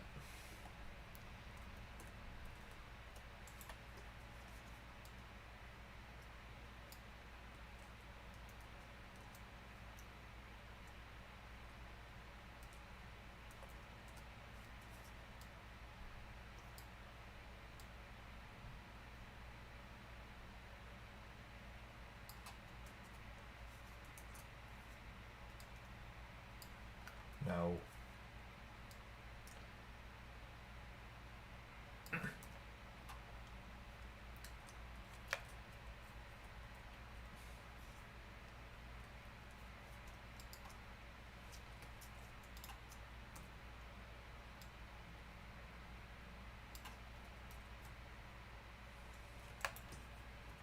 All right. So hopefully this will work. Just office key 1. Boom. All right.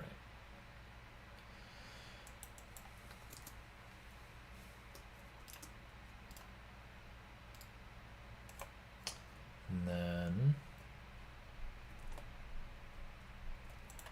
this guy have is used by.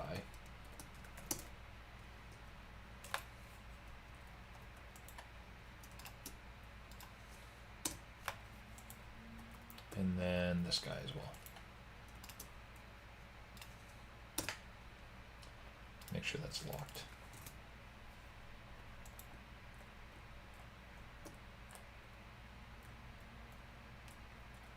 Okay. So theoretically, the logic of this should work.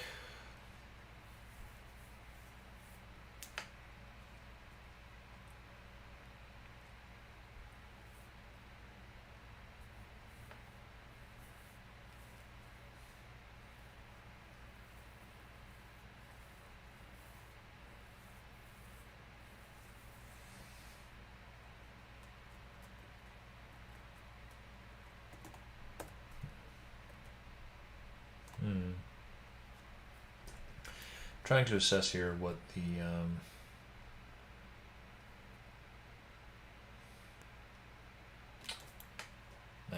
that's a problem for later, but I'm trying to assess here from this angle, like where a guard could be.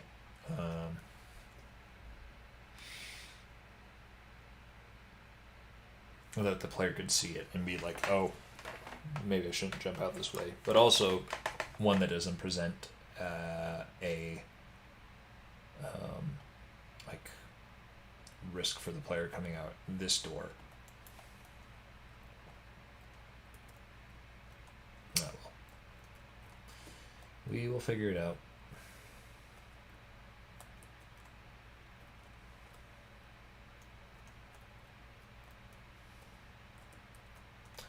Alright, so let's give this a run.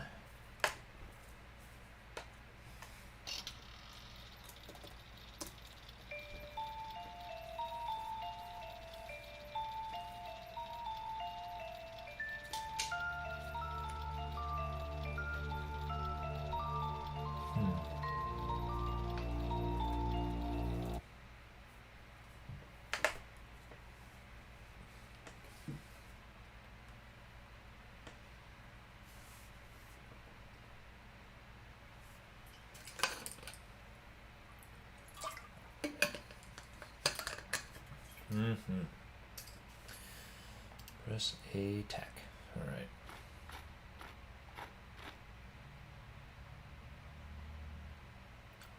Woo. I should probably replace that with that one. Just keep it consistent.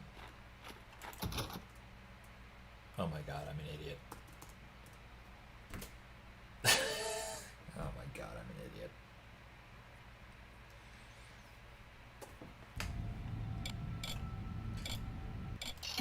I wanted the player to be able to pick locks on these doors, and then I didn't give them lock picks to start with. Jesus. Oh boy. Boy.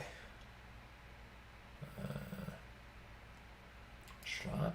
No. Weapons? I don't think so. Player tools, there we go. Base lockpick, do not use snake and triangle.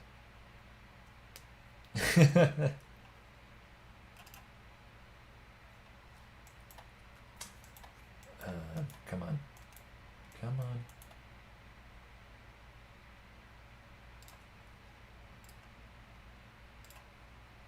Alright. And I believe if I just link these to the player.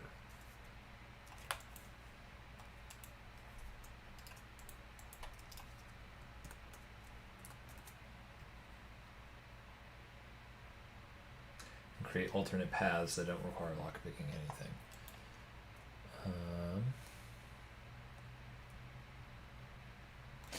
Yeah, that's true. I would have to consider how to get the player into the building aside from this. I don't know, maybe there's a cellar.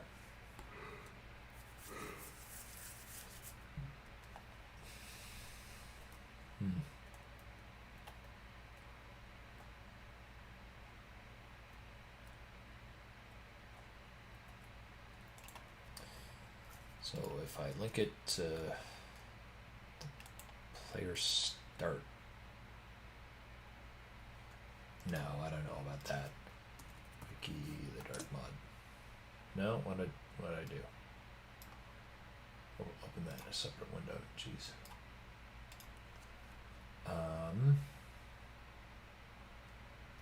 Player tools.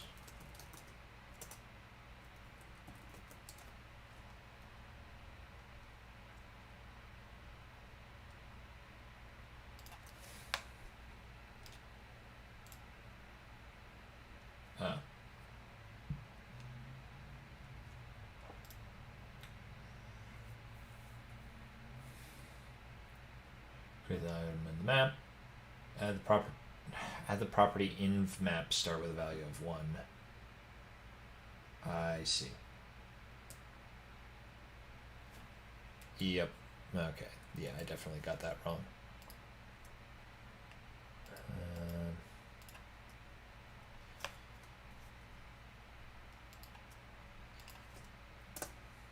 Come on.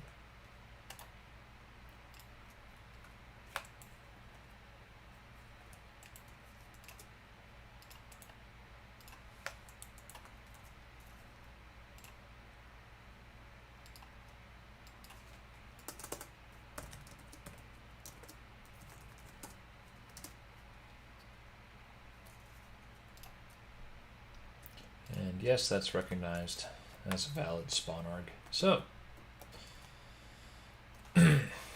hopefully, that'll do it. Oh wow, 10 viewers.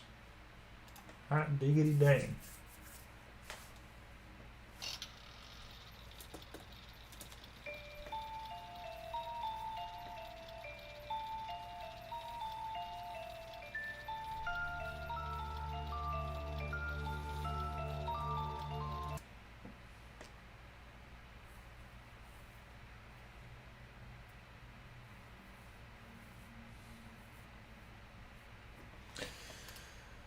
Right, and now, boom, there we go.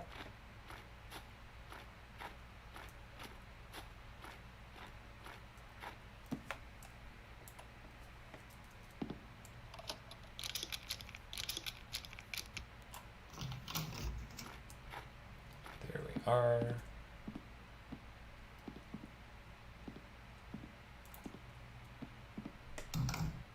Force a habit, you know.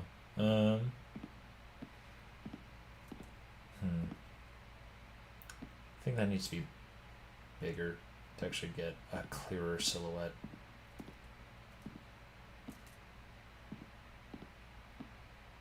Okay, so here I'm like full bright, which is weird. This does not feel like full brightness, you know.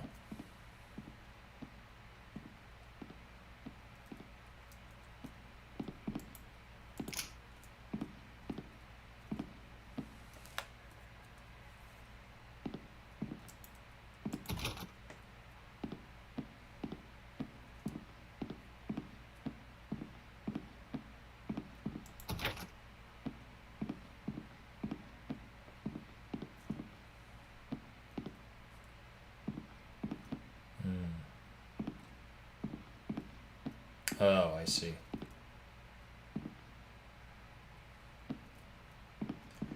Yeah, we're getting some weirdness because that's so brightly lit as a surface behind this. That's okay.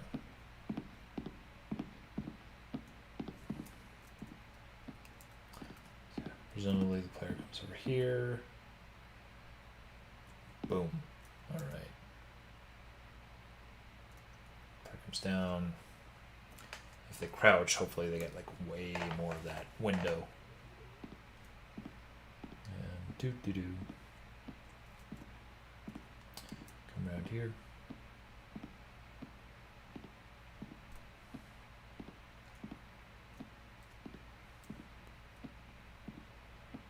And how lit up here am I?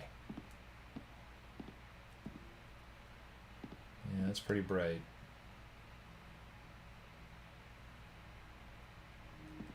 Here is full dark, so that's pretty good. So this will be like a waiting area. This particular landing. Guard's going to be coming around here, making a U-bend. This will be pretty dark. Not full dark, but pretty close.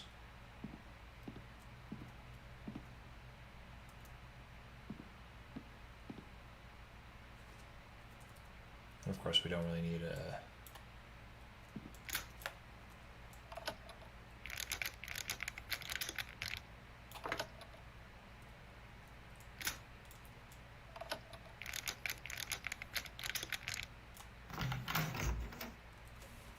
Oh, you're the one I need to change the rotation of. Yeah. Cool.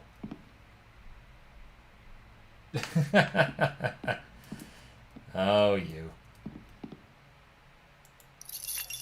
Of key. Oh, right, because the inventory name.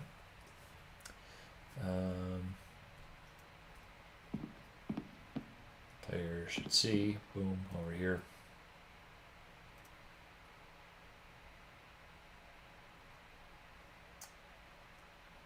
I'm gonna have to play that back. Was this particularly visible? I don't think so.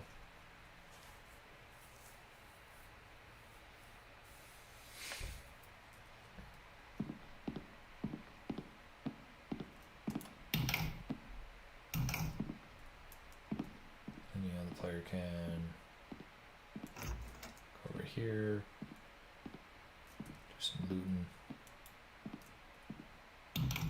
Obviously, if like players play this map and then they replay it, they will understand like, okay, once I go into here, the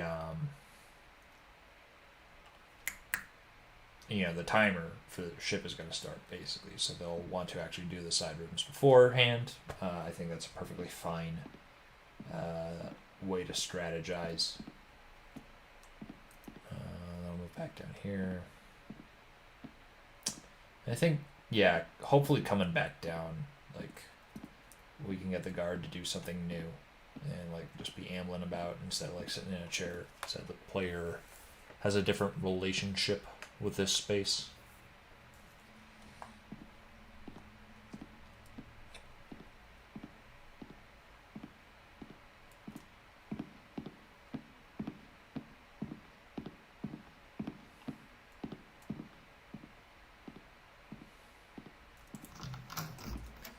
Boom. Oh, shit. Maybe a candle over here would be helpful too. Of course, yeah.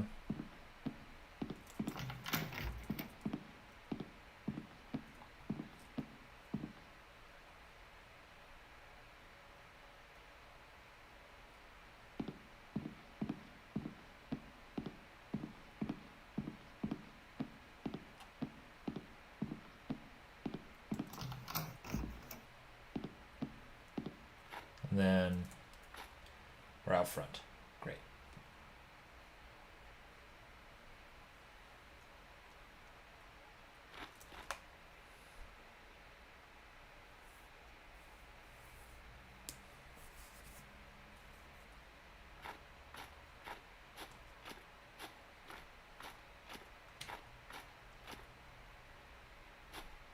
Oh, you know what? This was like a placeholder light, and I'm not... I think we need a more elegant placement for it. But actually, the player coming out here...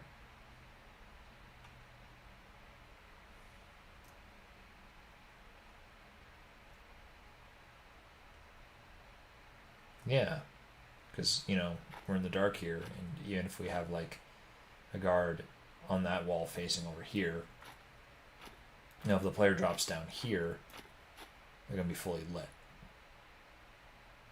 So yeah, I think that'll work. I like it.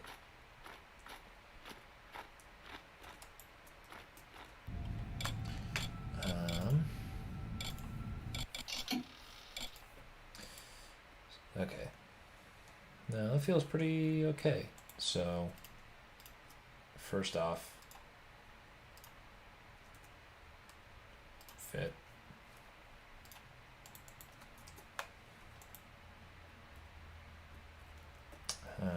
This is just kind of a mess in terms of lighting right now.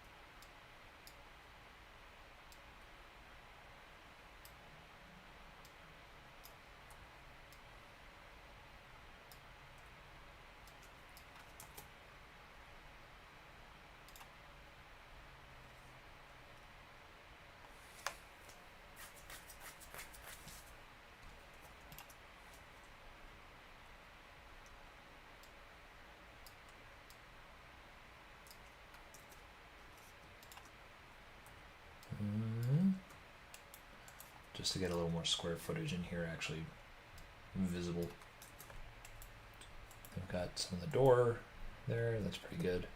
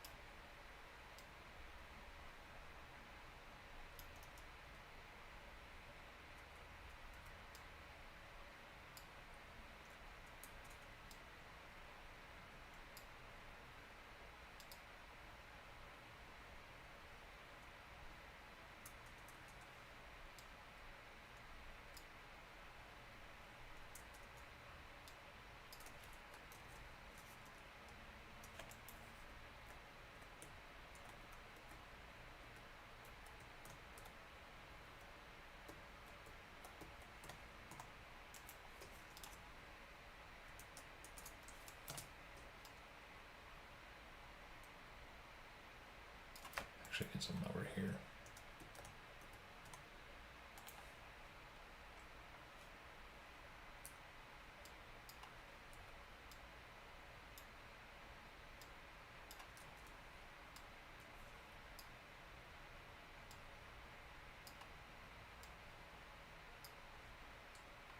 Yeah, bring that out a bit so we can get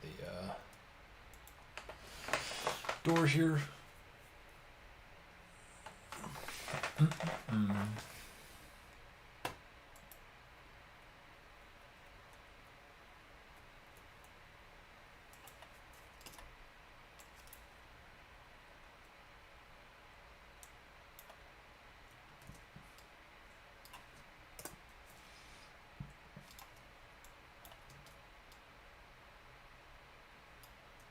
Yeah, maybe just another candle over here for some reason, or just to like actually give the contour of the space and to communicate like, oh, there's a little nook. I don't know why I'm focusing on this so much so early. Yeah.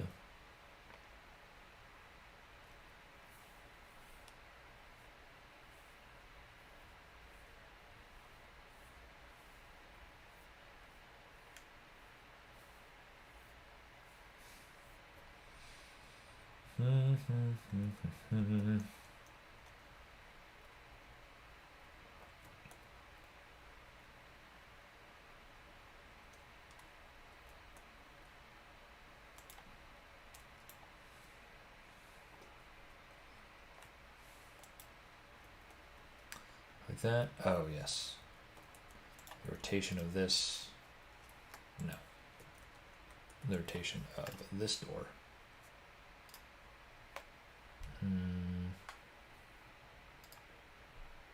Right, well, that do negative. So it doesn't smack the player in the face.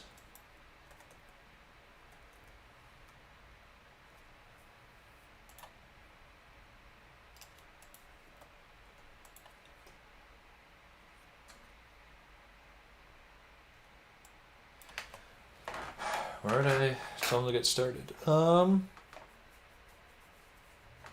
God, it depends on what you want to do.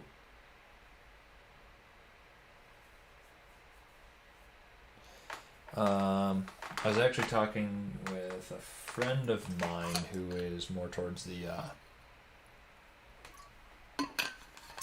like media YouTube side.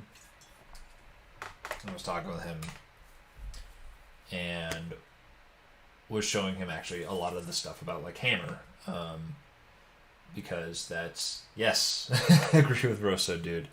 But also, like, if you are, say, not technical in that you don't have like programming experience, I think definitely starting with like making maps is easier, or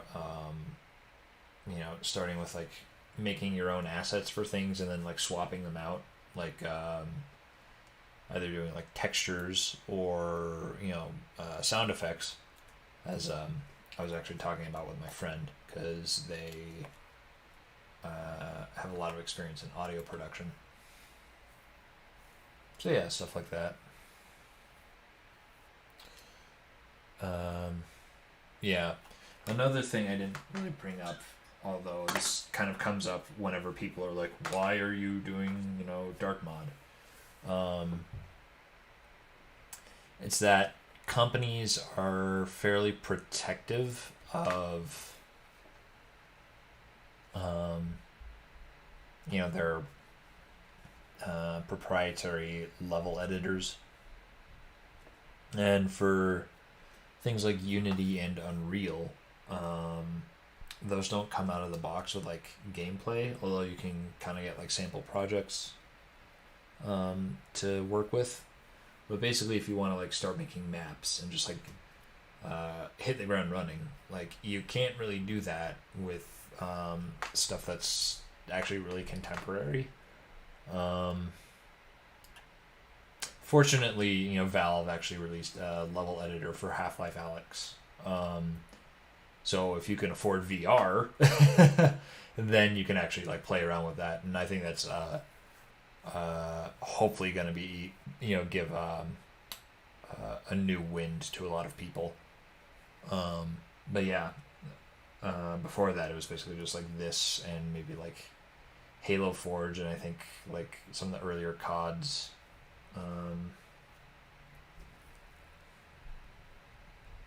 But yeah, if you just like make a Half-Life 2 map, like you can do that from the get-go with Hammer. It's really easy. Seedings.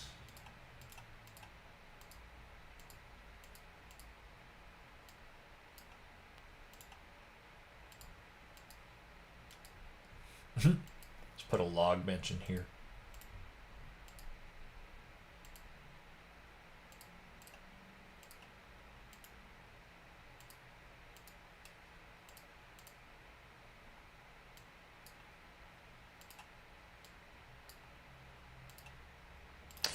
Yeah, let's do this dining chair.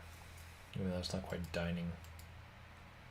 Ooh, look at all these colors.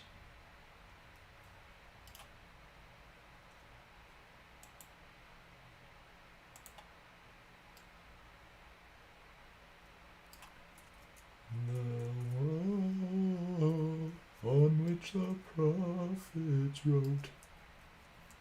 Sorry. I got King Crimson stuck in my head so far. DromEd is pretty antiquated. I only really messed around with that because I really love System Shock.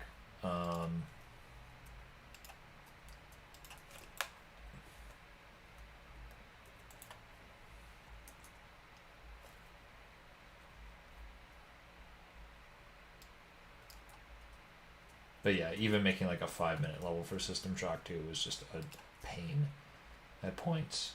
I cannot imagine how people will do like some of those massive Thief FMs.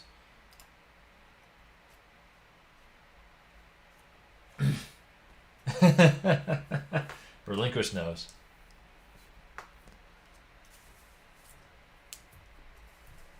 Unity as a starting point, easy enough for beginners, an actually useful engine. Yeah. Yeah, if you're going more generalist stuff, like just being a designer, or actually wanting to go into systems and implementing some of that stuff, that's not the worst idea. Like they do have pretty extensive tutorials, which include aspects of programming. But yeah, what am I doing? Got tables. There's like a display pillar, end table. Yes. That's the one I want. No.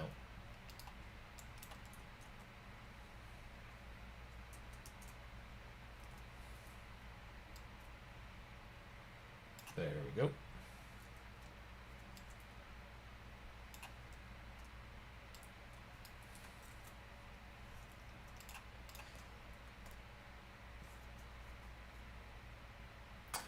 Oh yes, I talked with some of the people who were at Looking Glass back in the day, and yes, they did not like it.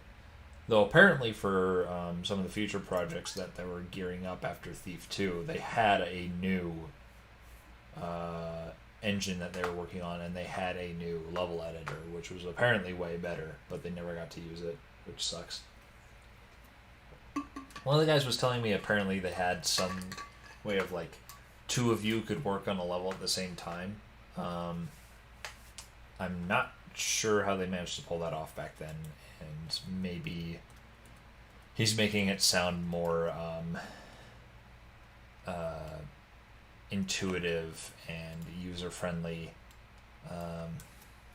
more user friendly than it was, But I don't know. Sounds interesting. All these level editors lost like tears in rain.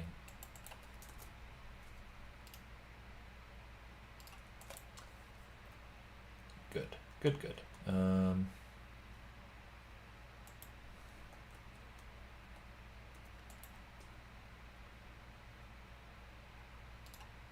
filter the clip textures again.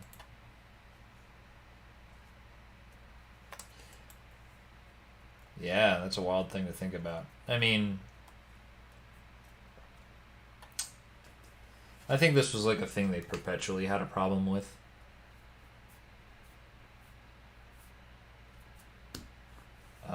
Certainly, oh, that would be a beautiful thing, Rosso.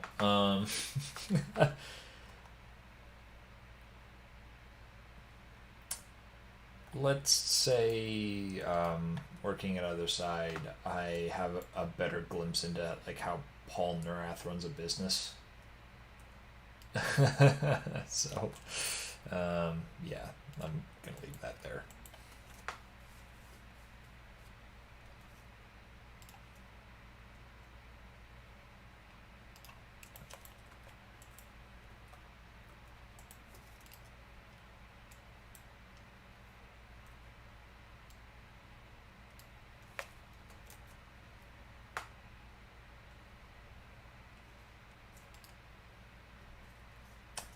Used to.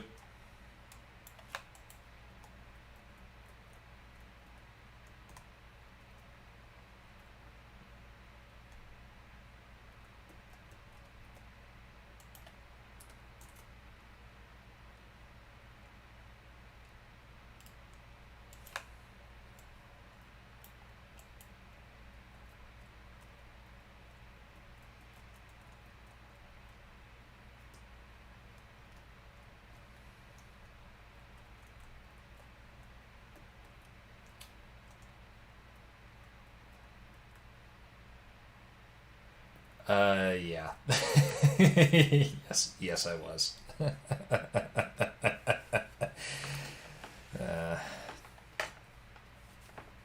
Yeah, I'm at a different studio now, working in a completely different genre.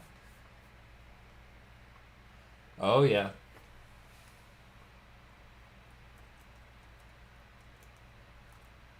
No, I got you.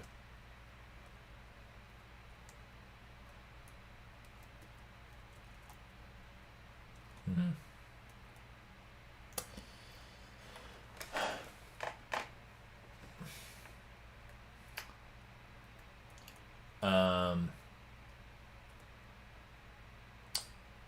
Thinking about this, if the player just kind of comes up, grabs the key here, and then just, comes back, there's not really a guarantee that they'll actually see the ship or what's going on here. So the thing is that if you like weave the player around here, they absolutely will. And so like I'm thinking of putting a blockade here of some sort, but I'm not sure that's the most intuitive thing. especially if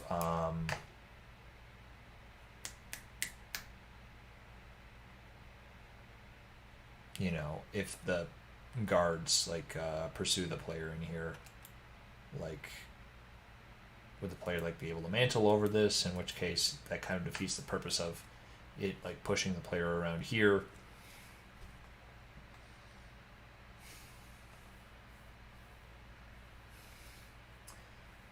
I did too. Put a flickering light on the ship. Oh, sure. Well, you know, well, I don't have solid walls along this side yet, but definitely part of what's going to get the player's attention is that once the canals start, we sort of need a way to communicate to the player, like, this is moving, or this is, like, filling up. So I do eventually want, you know, we'll have big concrete or stone walls over here, and when the canals start going, we'll get like these giant water effects for like it's like flooding the lock in the canal, and hopefully will that combined with like the sound effect for it will be enough to attract the player's attention as well as keep communicating like what lock is being affected at the moment. But yeah.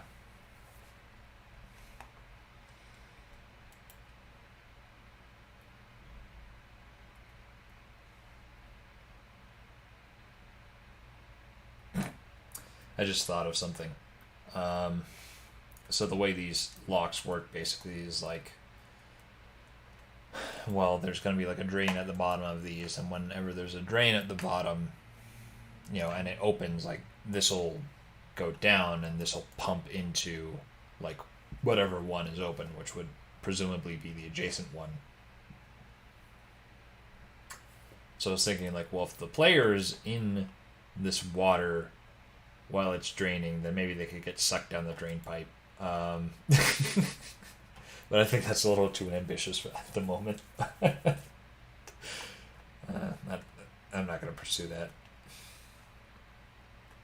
Just instantly drown the player. So yeah, I got to figure out a better placement for this, I think.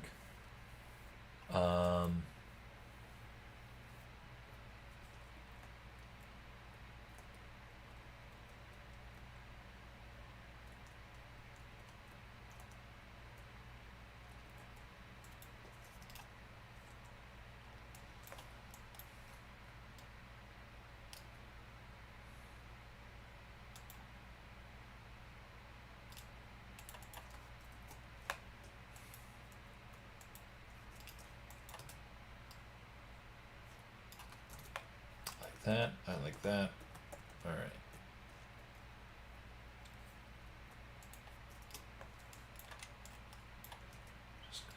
Let's just put this on this door over here.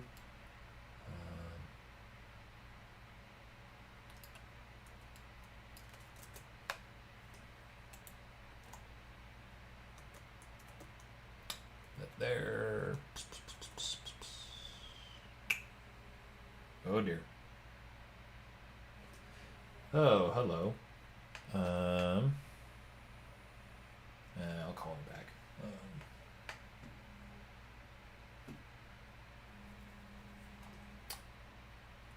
Sorry, it's a person I've been seeing.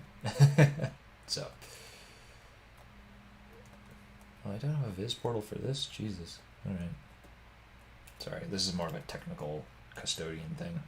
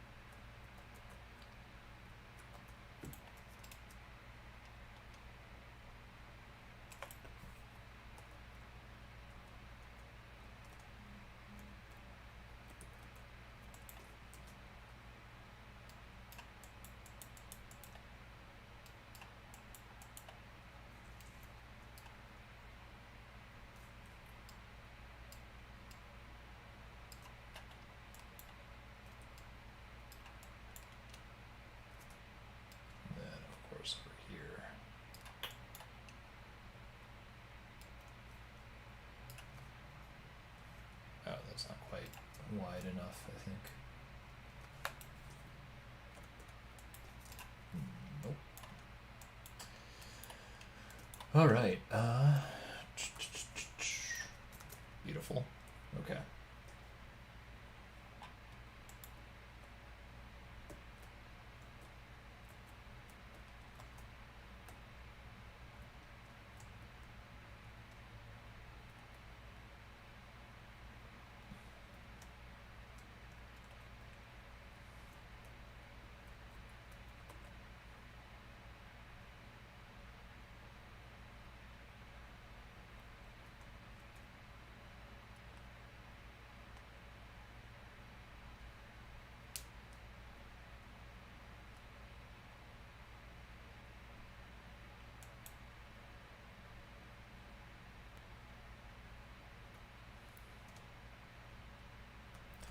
Hmm.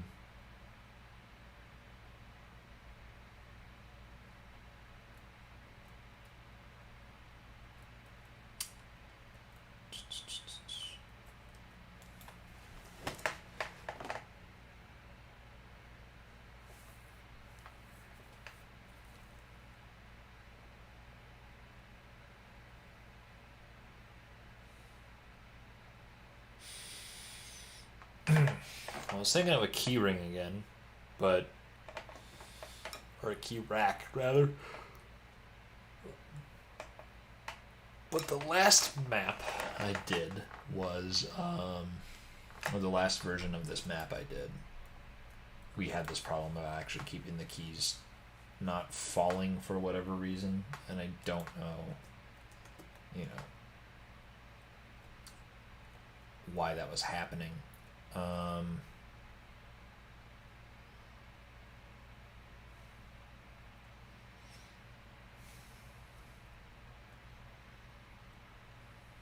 Yeah.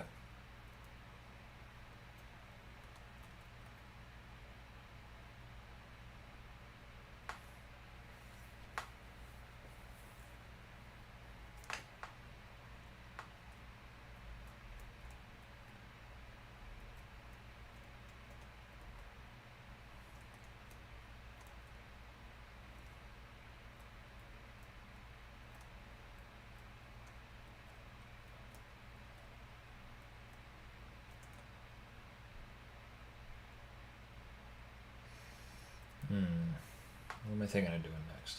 I don't know. Did I? Oh my god, I never surrendered this with Monster Clip. My god.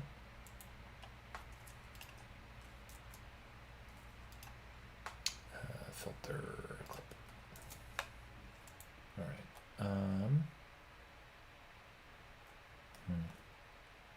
Actually, yeah, while I'm at it, I might as well just... I know it's probably going to be contoured like this, but hopefully...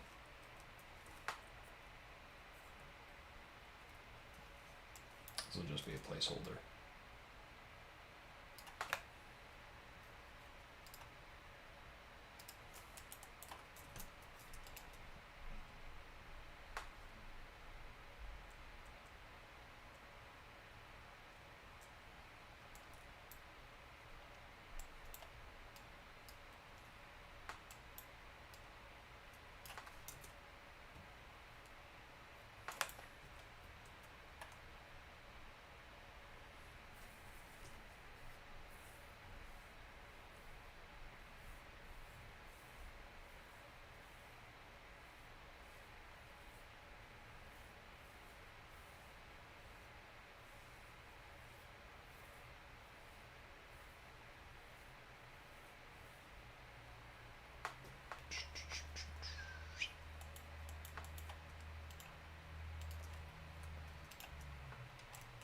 Just like that.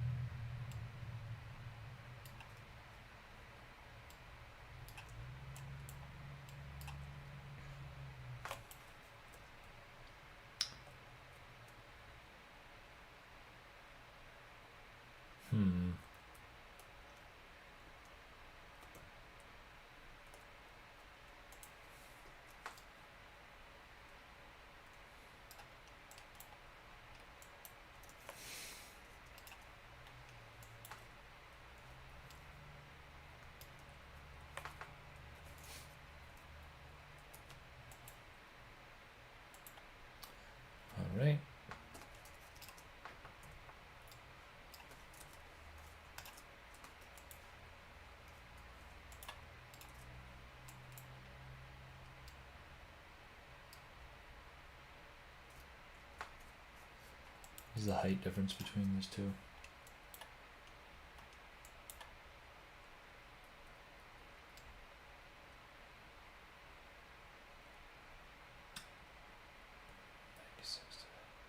It's at 112.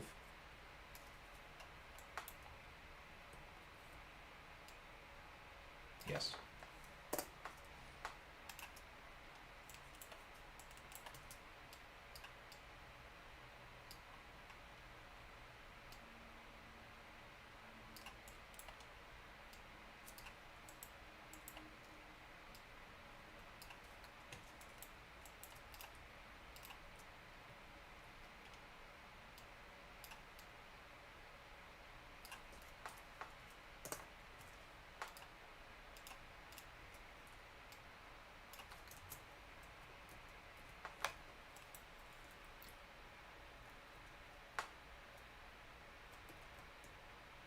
Yeah, something like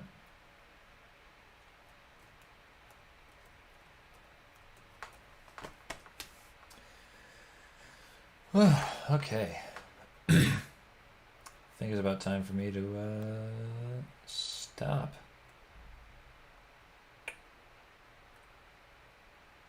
All right. Feel a little bit better about this building, although that's kind of like in isolation.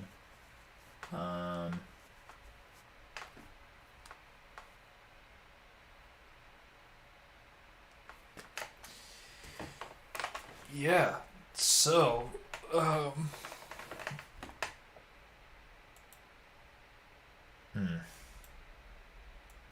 me see. Yeah, I don't know. Had some really nice talks today. Really appreciate you guys turning out. And like, I guess a lot of new people, because you didn't know about my my sordid past. So yeah, thank you guys so much for tuning in. You know, regularly it's every Sunday. So it should be this time next week. Provided I don't bungle things up again. So yeah. Nice talks and fun stream. All right. Guess I'll see you guys later and keep an eye out for something that should be coming up Tuesday night. I'll obviously be retweeting that whenever that happens. But yeah. All right. Have a good